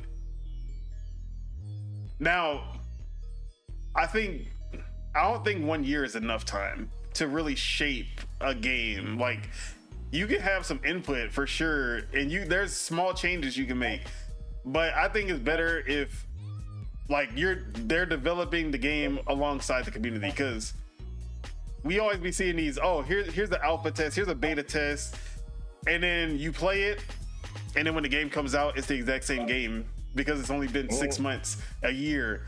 Like, you can't do that much in a year, 6 months. That's the polishing phase of the game. The game is already done. So like the feedback is usually going to come after launch. Like the feedback that you've given them, that's stuff that they're going to fix after the launch of the game usually. So I don't like that they waited so long, I guess, to open it up for the community. Unlike Skate, where we were playing grayscale fucking maps. Like we were really developing the game with them. But I still do think that they need to understand the community. What do Battlefield players want? Because What do you want? What do y'all want? all right, That's a good question. so as someone who's played all the Battlefield games, good and bad, battle royales and all, whatever they were trying to do with that Firestorm bullshit, destructibility and real destructibility, not scripted, like blowing up buildings and the building falling over, not the Levolution, just actual like real-time destructibility that makes sense. If I shoot a rocket launcher at something and I shoot it at a pillar, the pillar collapses, the building collapses, that type of thing that we saw in Battlefield 3 and 4, and it's all in, like, as they up the graphics and the map sizes, they kept like getting rid of destructible environments. It was more like cosmetic destruction versus real destruction. So that seems to be back, at least from these clips. So that's already one thing now. With Battlefield 5 and 2040, Chuck, your phone is or like something is playing, Chuck. Mute that nigga. I'm about to mute him. Everything that comes from China. I had to mute that shit. All right, sorry about that. So then like Battlefield 5 in 2042, they started to get away from classes, and everyone can be, and like basically everyone can be a medic, everyone can be an engineer, Yes. everyone can be like, you can use anything it was getting away from like classes actually having to play their classes. Like a medic has to be the medic. You really aren't playing a medic and you're trying to go for kills or fixing tanks. You're a medic. You should be playing the medic. If you're an engineer, you should be fixing tanks. You should be supplying ammo or like that type of stuff. So they already said they're going back to that class play, distinct classes that have to play their roles. Okay, cool. We're going back to that. I never cared about if it was a World War II game or a futuristic game like 2042. I didn't care as long as it was fun, because I think Battlefield 1 is one of my favorite. Like Battlefield 3, Battlefield 1. Those are my two favorite Battlefield games. So I didn't care either way, but a lot of people didn't. Like, people were tired of World War II. People wanted to go back to just grounded, regular Battlefield in modern times. Not futuristic, not in the past, just modern times. So they took that to heart. This is modern times, which is why I think this will be Battlefield 6 versus them like giving it a subtitle. And then just quality of life, scoreboard being there at launch. Gunplay, I never felt like gunplay was off, but the maps, that is the 2042 maps were the big, that was terrible. That 128 versus or 64 versus 64 was bad. Keep it 32 versus 32. Unless you actually develop, like you actually design the game where 64 versus 64 makes sense and feels good. Because it did not feel good in 2042. Those maps were terrible.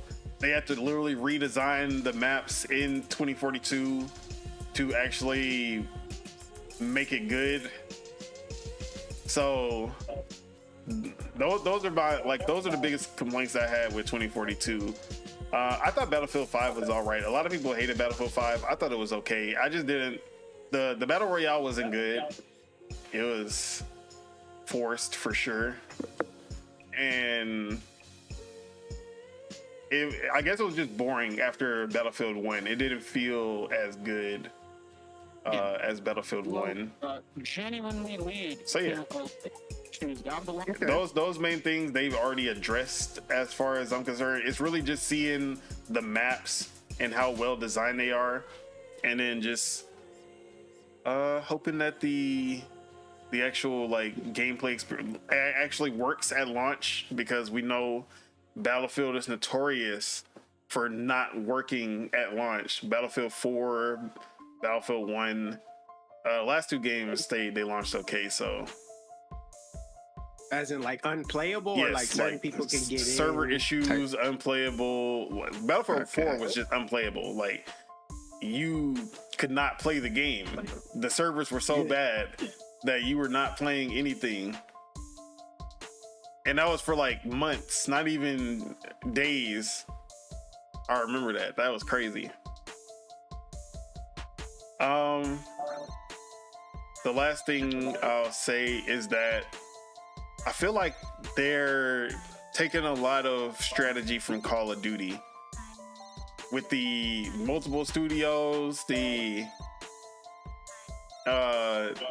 new mode that'll most likely be free to play to bring people in, and it'll basically be, and they'll probably have like it'll all be through one app, kind of like a Battlefield or like Call of Duty HQ. And they'll probably build other Battlefields in that same launcher from there. I feel like they're gonna do that. I feel like if this game is like Call of Duty, yeah, I feel like if this game is successful, we might actually see Battlefield go yearly. I think that this is their base. Is it good for them to go yearly? I don't think any game should be yearly, but I don't know if they can though, because it's not like Call of Duty where they have a rotation of studios where it's like, oh, Infinity Ward goes and then Treyarch goes and then Sledgehammer. It's all four studios working on one game. So I guess that wouldn't work if they tried to go yearly. What if they did like a big update every like Yeah, like every year it passed? I feel. when I it mean, came out. yeah, I feel like that would be something that they would do, like big expansions, every year. But I think they'll do like a big expansion for sure.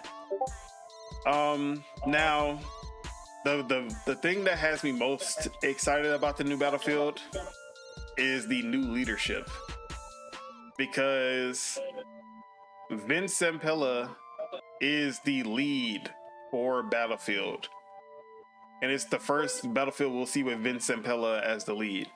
And if you don't know who Vince Zampella is, he is the founder of Respawn Studios, the creator of Titanfall, Titanfall 2, Apex Legends, and Star Wars Jedi Fallen Order and Survivor.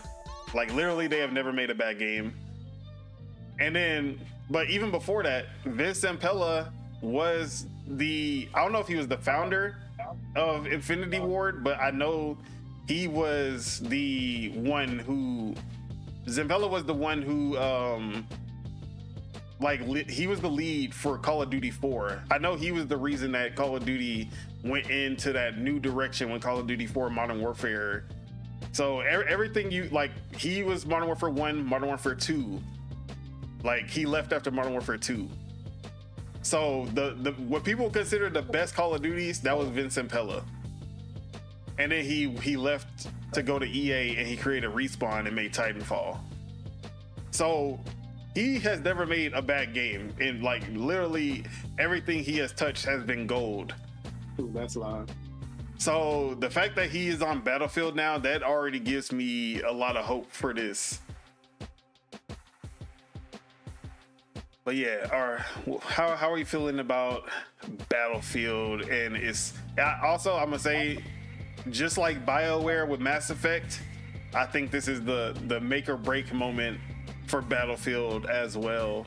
If we have another 2042, I think Battlefield's gonna be on ice for a long time. So yeah, they ain't gonna recover for another 2042. Okay, y'all can unmute Chuck, he said. Okay, my bad. He's learned his lesson. He learned his lesson? Okay. I blame. You was playing videos on the phone. Hey, look. I blame. Look, everybody let the excited people get the excitement out the way. I blame Randy. Whoa. That cut me off and went in a 30-minute rant, and I'm sitting here like, look. When did that happen? You told me they asked me about Battlefield. I start going in, and I used an example about you playing the server, and you're like, oh my God, yeah, that did happen. That was my bad. I ain't gonna lie. That was all me. Yeah,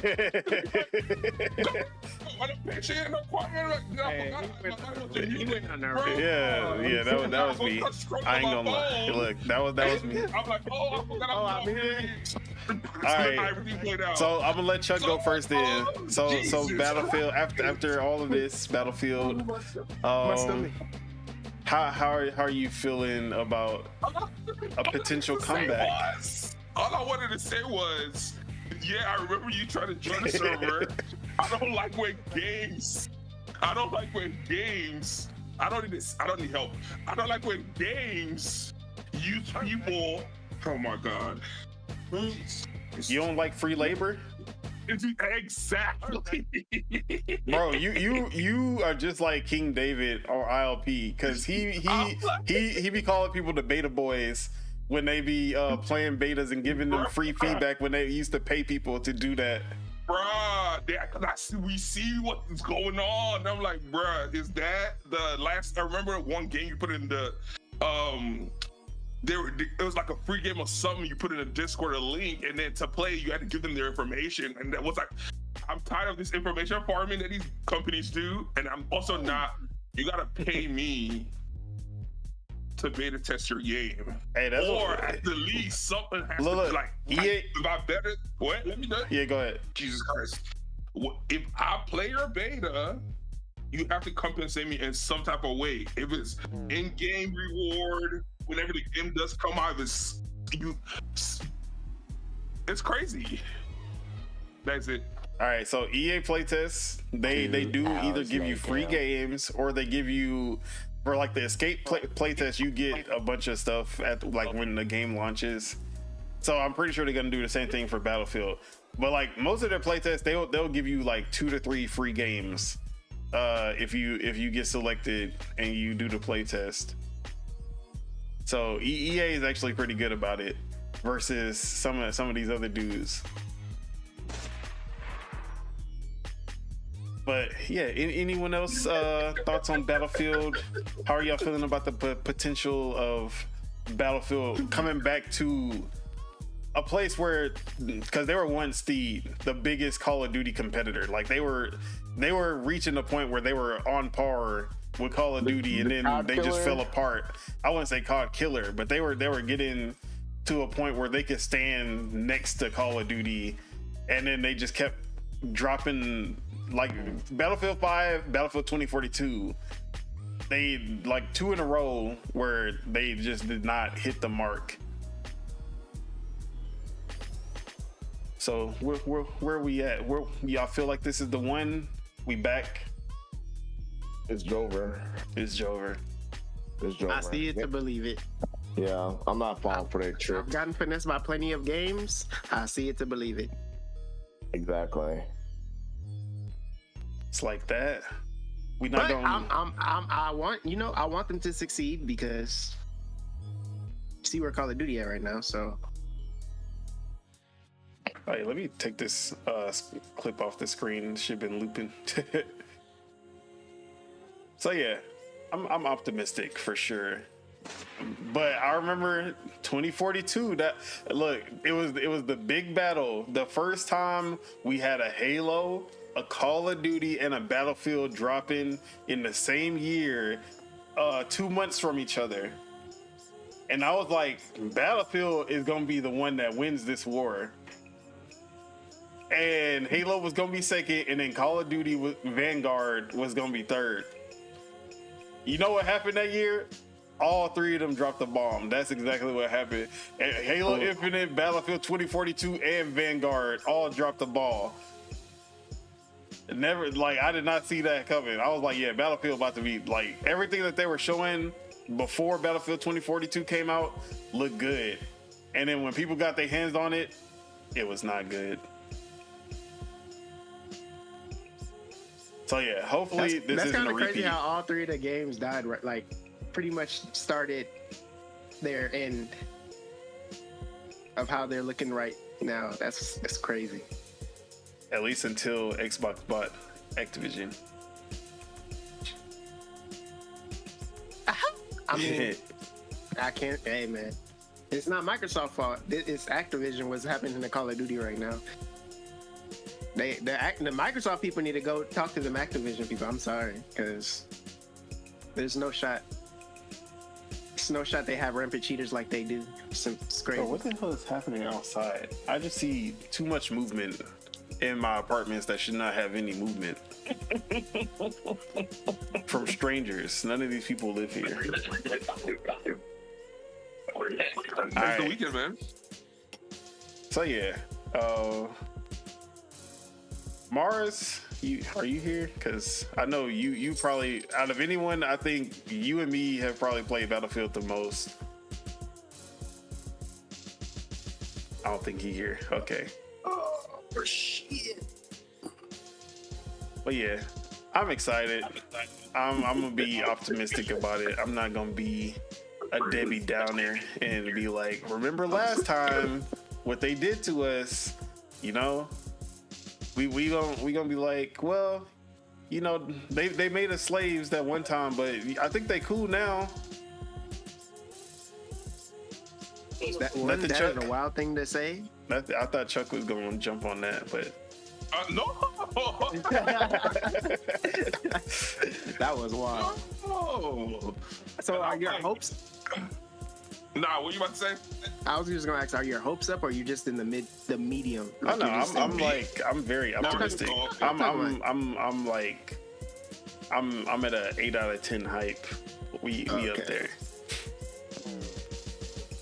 And you know, if 8 out of 10 hype is not bad.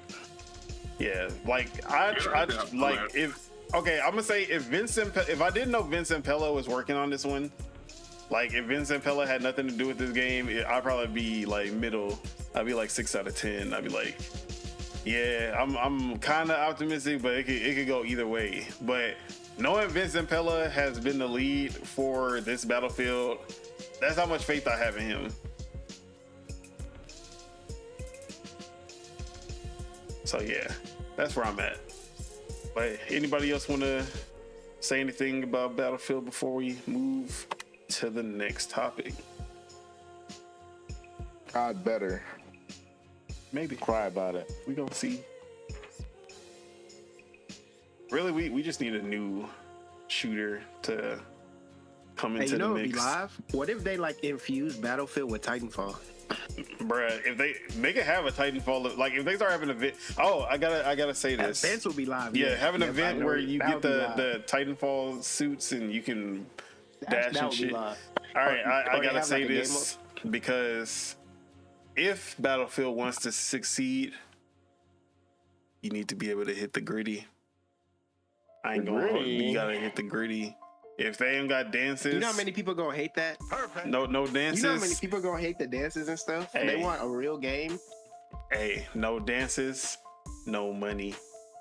I'm telling you now, you gotta have that. Nah, he's right. He's right. You know, you gotta hit that emo. He's absolutely right, bruh. And that's why it's never gonna work out because it's not Fortnite. He's also right. They shouldn't have made the game super serious. They should have gave it some cartoony graphics and whimsical. Yeah. What game are we talking about right now? Battlefield. Dude. See, I was trying to get you to talk about Battlefield, but you wasn't here. Yeah, Battlefield is behind, bro. Battlefield is behind. Call of Duty. Hey, they understood the assignment, even though they're still doing some bullshit. But you feel me? Like Battlefield, the last Battlefield I enjoyed was Battlefield. Ain't no fucking way this nigga crashed into the trash cans. This is why I was talking about all this movement outside. This nigga just ran into the fucking trash cans trying to back out his car. What is going on out here? This nigga live in a either hood, he can't boy. drive, or it's the other thing I'm not gonna say. Yeah, it's definitely the other thing. So yeah, I was trying to get your opinion on Battlefild. Like, yeah, last Battlefield I enjoyed was Battlefield 1. Yeah, that's exactly what I said, bro. If you hit my car, all right. I was about to have to go outside. So yeah. So this Battlefield, did you hear the details about this one? Like, have you seen it? Have you heard like when Battlefield 1 came out, niggas was like, bro, we don't like World War I, World War II, we don't want this that shit no more. But that shit was a good game. Bro. Like niggas was dry hating on it when it first came out for no reason. Yeah, like I just love the how visceral Battlefield 1 was, and like it felt good.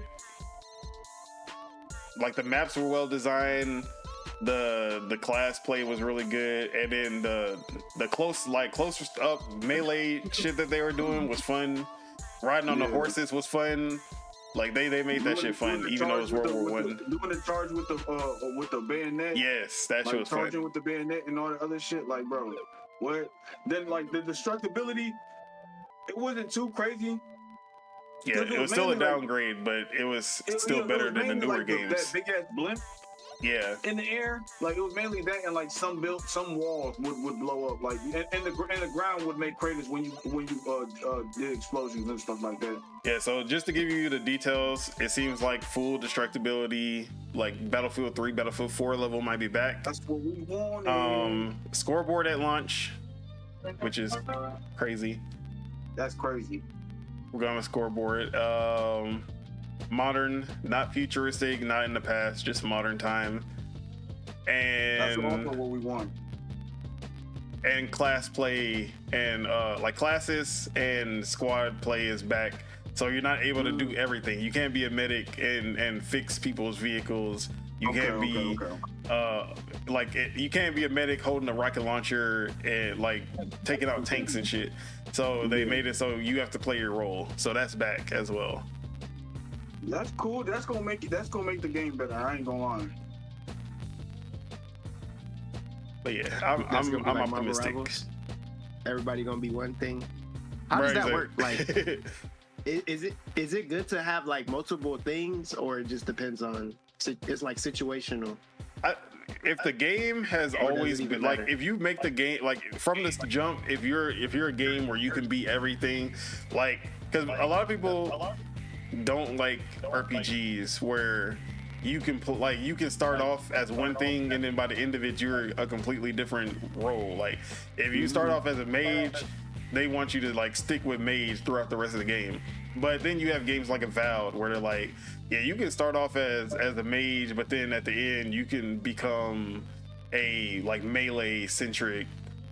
And like Skyrim is also that way where you can be anything. You can be all the things in Skyrim if you level up enough. But like Battlefield works because everyone had to play certain roles. Yeah.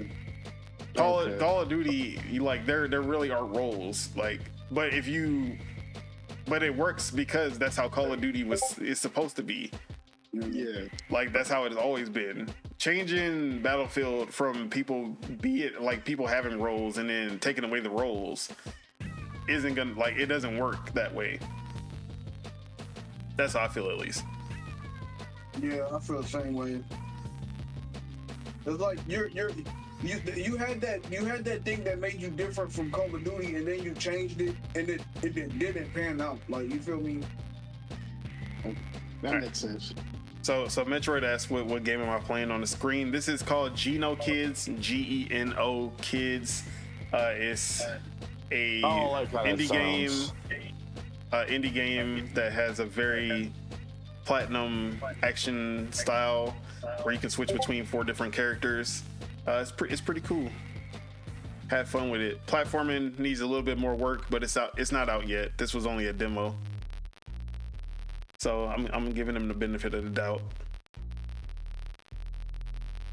But yeah, if that's everything we got to say on Battlefield, let's move on to the last topic. Shouldn't take too long. All right. Everyone knows Big Valve, Big Steam. They be outside. When it comes to the storefronts, nobody's touching Steam. It's not even close. Not. They got no competition, bro. Even on PC, you can give your games away for free, like Epic. It's not enough to take people from Steam. You can have Game Pass on Xbox. It's not enough. Or like on Windows Store, it's not enough to take people away from Steam. Steam is where it is when it comes to PC gaming. And the Steam Deck is the definitive, or de facto at least, handheld for PC, like at least for PC-centric handhelds. So Big Valve, they in the hardware business. They doing well in the they're doing the best in the software business. But what if Big Valve said that ain't enough? Big Gabe, no, I don't know, that sounds nasty. I ain't gonna say that. Gabe Noel, he said, Steam Deck, alright, being the best storefront in gaming is cool, but what if we could take another piece of the pie that we really haven't touched? Because it seems that Valve is building a Steam console to rival PlayStation and Xbox. What? Rumors claim. Oh my god, bro. No way. No way. A console? No, this is not a handheld or nothing. No, not another. They're making a Steam Deck V2, but it seems like they're also going to be getting into a home console. Hey, oh my god, bro. Oh, I'll buy a Valve console before I buy a PlayStation. So let me read this article from Grant Taylor Hill at Insider Gaming. So first and foremost, this rumor that we're about to talk about has been debunked by an architect at Valve, but this is not the first report that we've had on the Steam console. So I'll go ahead and read the article anyways. So the original report follows late last year, rumors surfaced regarding a developing Steam-based console being built by Valve. It was claimed that the device was being designed alongside new iterations of the Steam controller and a new fresh VR headset. On social media, tech insiders were mulling over proposed specs for a Steam console, but of course the claims were not addressed by Valve. Today, fresh rumors have hit the airwaves, with Ecstasis commenting on social media and uploading a video about the very spicy claim that the rumored Steam console will compete with PS5 and Xbox Series consoles. Quote, new Steam console, very spicy with Valve. It already seems that a new Steam console is coming that competes against PS5 and Xbox in the future. Thanks to Handle Deck, we have learned that Valve works closely with AMD and its RDNA 4 technologies. Valve has had plenty of success with the Steam Deck, which is considered one of the best handheld gaming devices on the market, but with the tech titans see the same results with a home console. It would be welcome competition, but it could skew the existing market. For instance, it could prevent PlayStation from launching further exclusives on PC, as anyone with a Steam console could play them there as opposed to buying a PlayStation console to get that traditional home gaming experience. It could also be another flop, just like the Steam machines that Valve tried to launch several years ago. It's important to stress that these rumors are to be taken with a pinch of salt until Valve confirms what's happening behind the scenes. The cards are being played very close to the chest of the gaming giant, so we'll have to see what happens in due course. So the update was on social media. Pierre-Loup Griffiths, I have no idea how to say that shit, bro. Chuck, you're French. How do you say that? Oh my god. Pierre-Loup Griffiths. Anyways, a key architect at Valve and a lead developer of Steam OS for the Steam Deck has spoken on the rumors while responding to a post claiming that Valve is not working on a Steam console. Griffiths, I'm just not even gonna say his name anymore. Butchering. There's nothing meaningful to read into there, is what he said. This effectively eradicates these rumors, which I don't feel like that is, like, I don't think that fully debunks anything, just saying there's nothing meaningful to read into. Like, that doesn't debunk that the Steam console exists. So it's less about what Ecstasis said, more about the existence of the Steam console itself.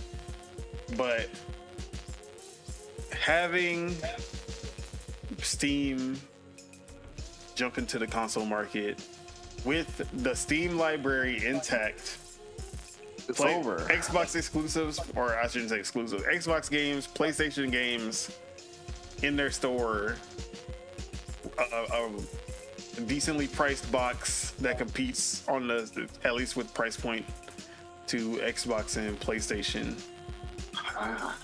How do you compete with that? You can't. You just die. That's all you can do is just die, bro. It's over. You lose. Look, they got PlayStation games, and they got Xbox games, and they got their own games. Yeah, y'all, they're cooked. And Steam has way more games than any console, because most indies and strategy games and all these other there's so many games that release on Steam every day. Exactly. And that's the thing, like, bro, like, honestly, this is the game changer. That's a game changer for sure. I'd get a Steam console before I get a Xbox for sure. Actually, I don't know, man. Will I get it over Xbox? If you had to choose between Steam console, Xbox, and PS5, which order would you get?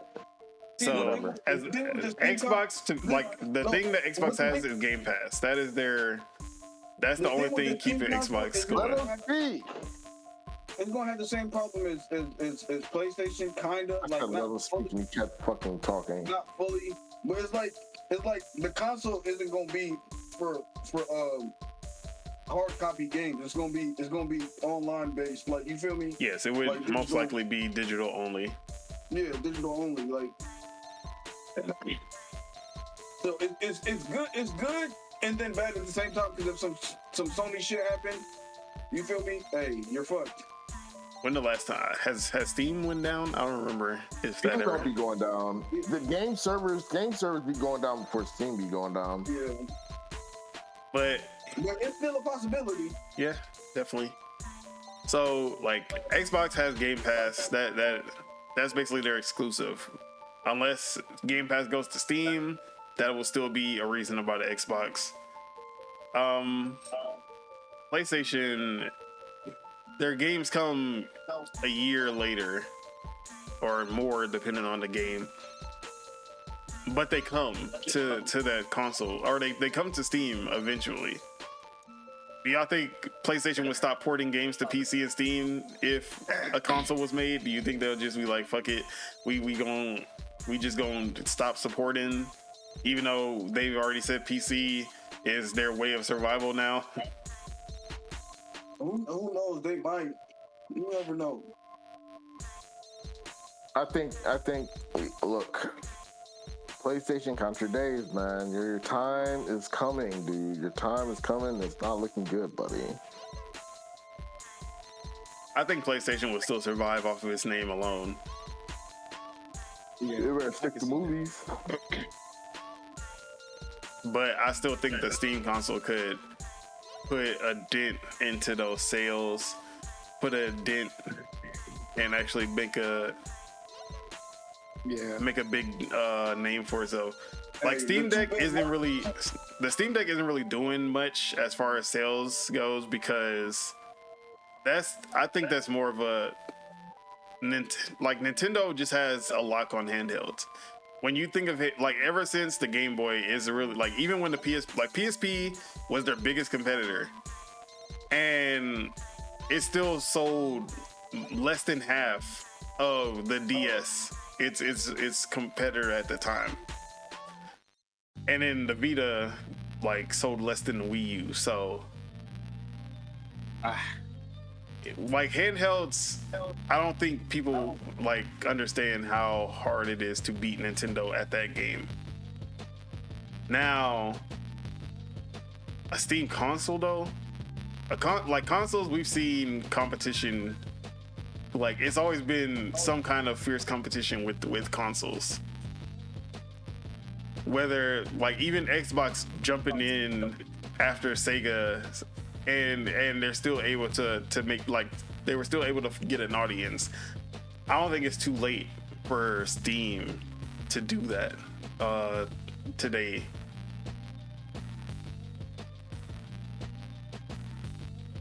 But Chuck, Steam, I know you don't care about consoles. You want the death of consoles. You want the exact opposite of this. But it's Steam though. It's still PC kinda at the end of the day. Hey man, the last time we talked about this, I said, what interface are they going to use? Steam. And you said, big they picture have mode. the Steam controller, and I'm like, no. Oh yeah, we did talk about this a little bit. Yeah, so I'm like, yeah, I've seen the Steam controller. It doesn't have as much button configuration as a keyboard.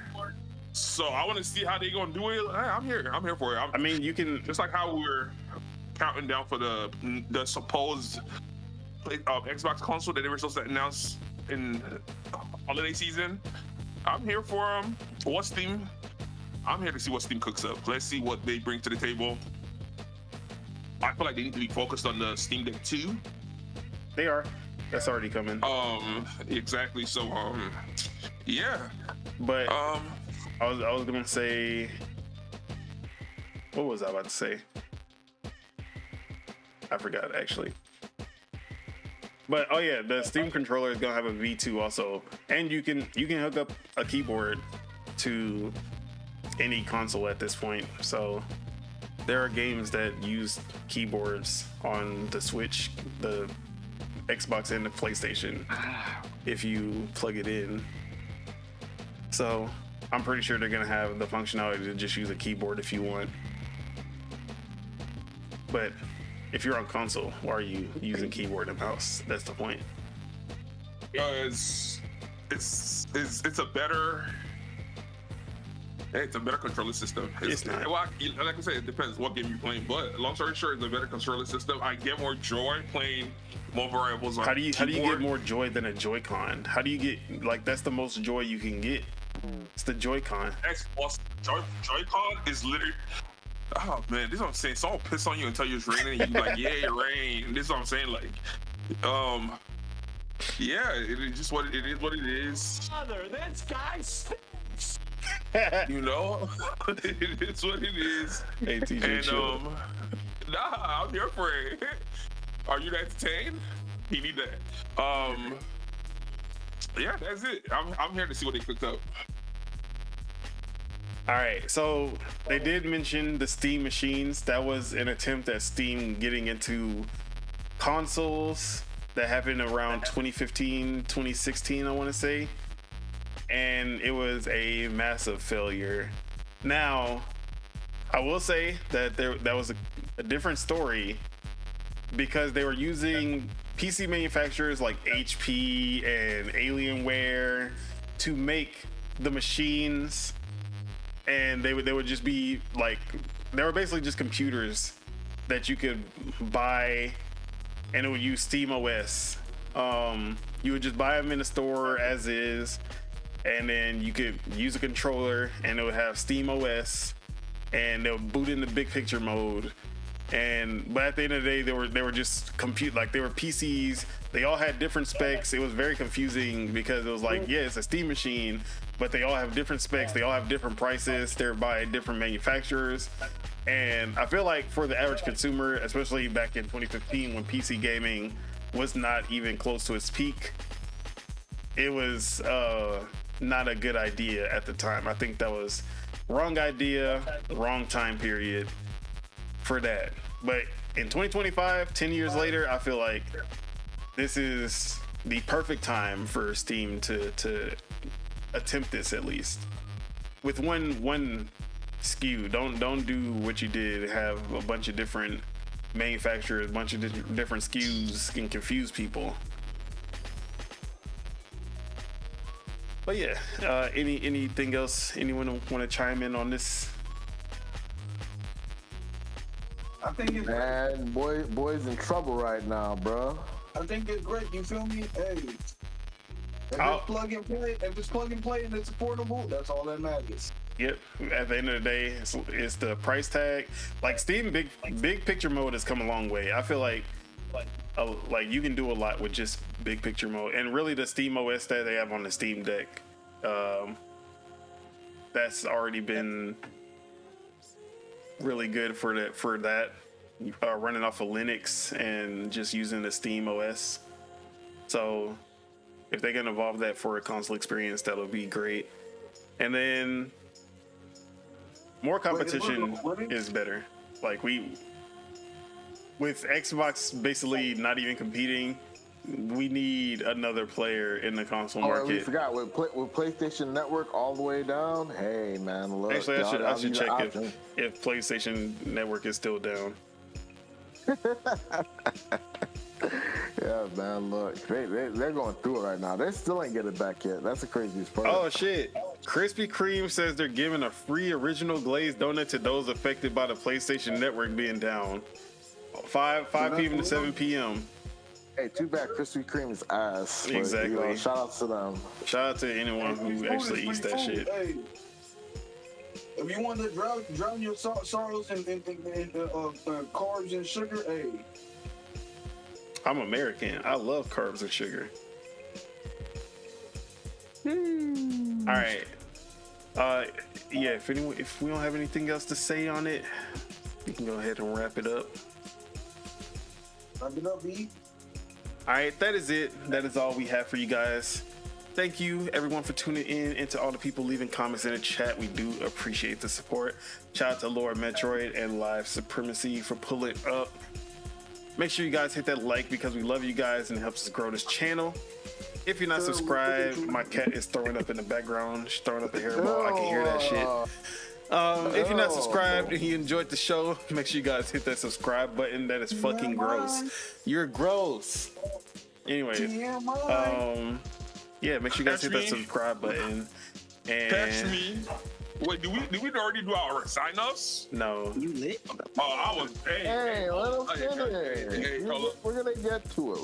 We're not talking about the government investigating Roblox. No. Oh, okay.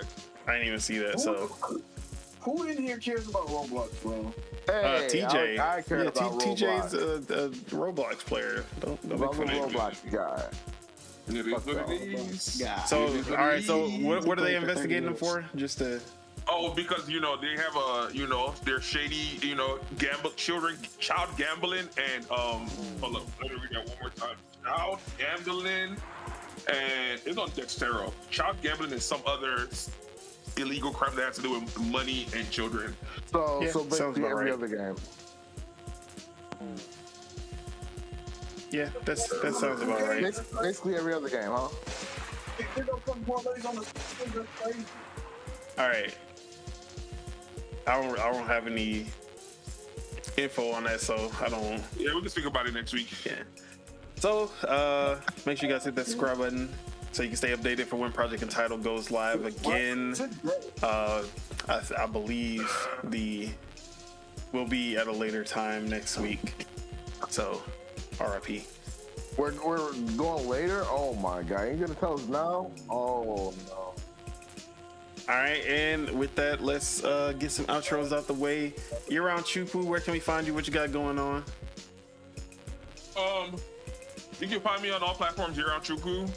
Right now, I'm watching Hassan speak about Kanye. I'm gonna be playing Kingdom Come Deliverance at some point today.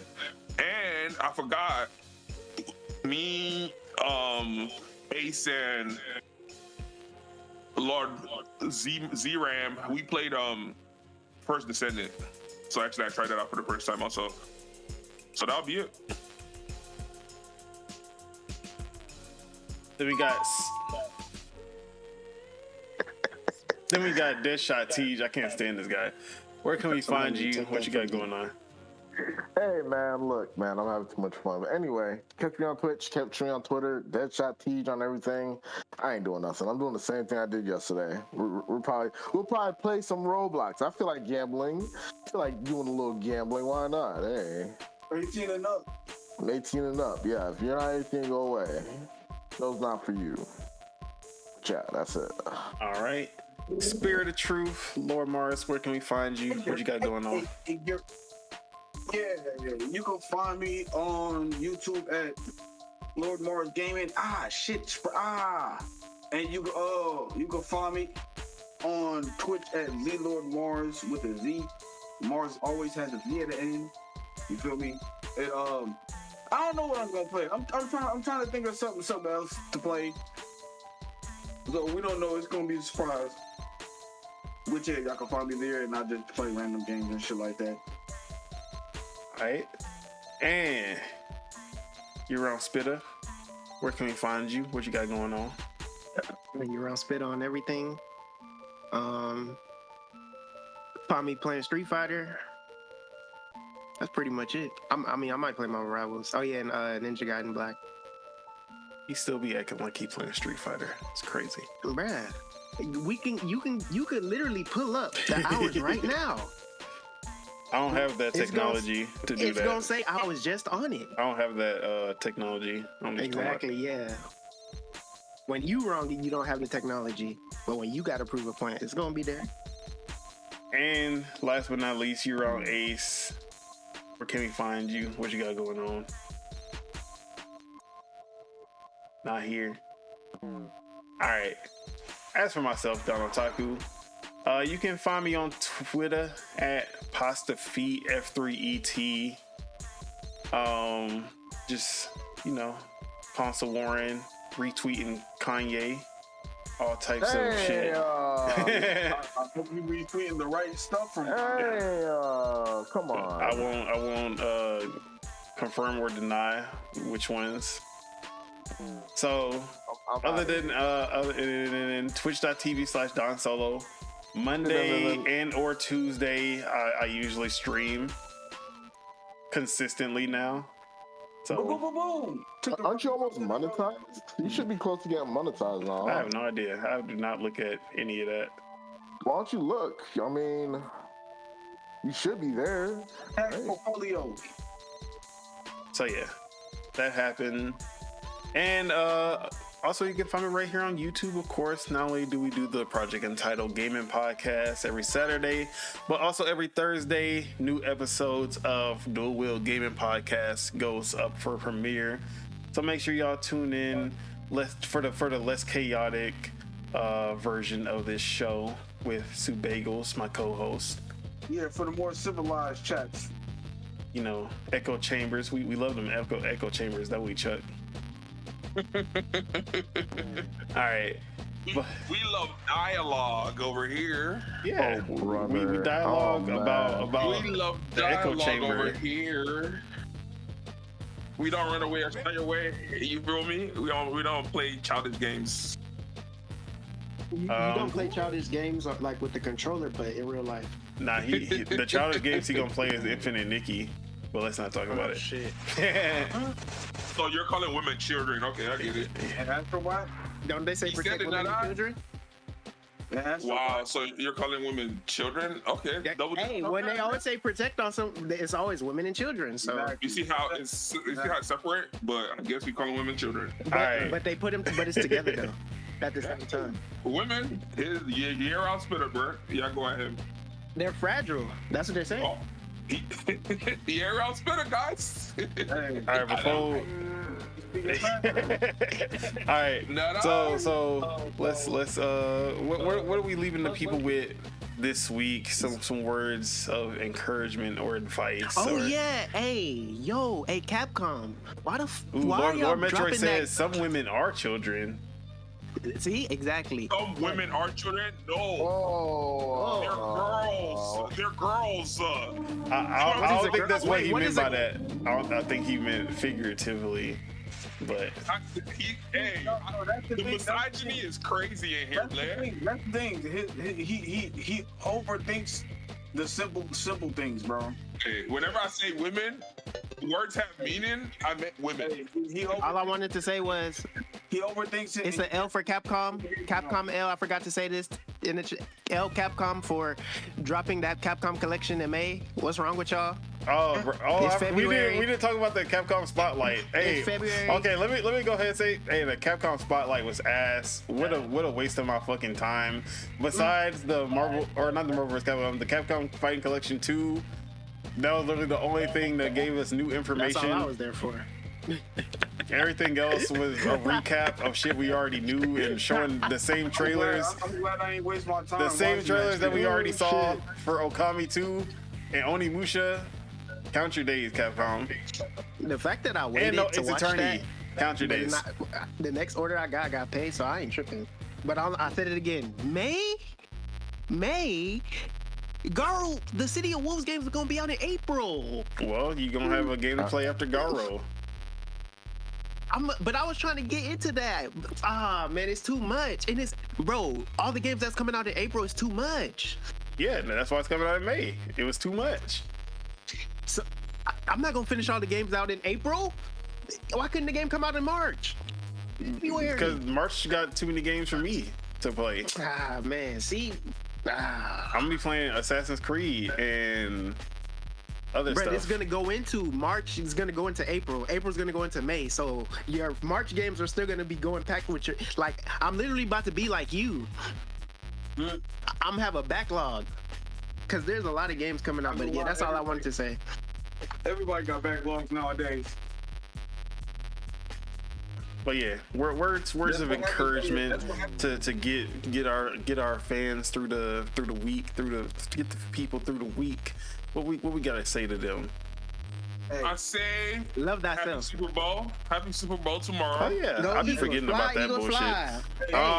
Fuck the No, Chiefs. Fuck the let the Chiefs. Chiefs Nah, win. Fuck the Chiefs. Fuck the Chiefs. no, they ain't win too Fuck the much. Chiefs. Hey, Fuck the we Chiefs. get in the Chiefs Fuck the three-peat Chiefs. is I'ma fuck say, the hey, Eagles.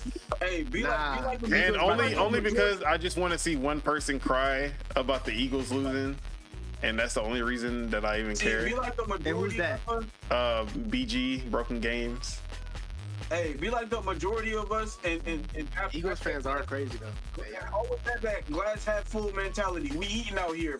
You feel me? Hey, people complaining that there's no games. Hey, y'all the glass half empty fools. We don't fuck with your glass half empty fools around here. Okay. Love thyself.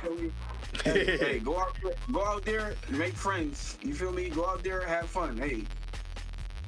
I mean, they don't have a choice but to go out there because the PSN is down. No negativity. Stop the All negativity. right, yeah, stop that negativity, Chuck. Be positive. Damn, be positive, Whoa, Chuck. what? With that, let's get out of here. Peace out, everybody. We Moment love of silence for my PSN players. we love y'all. Enjoy your weekend. Enjoy your week. Enjoy the year. Enjoy life. Bye bye.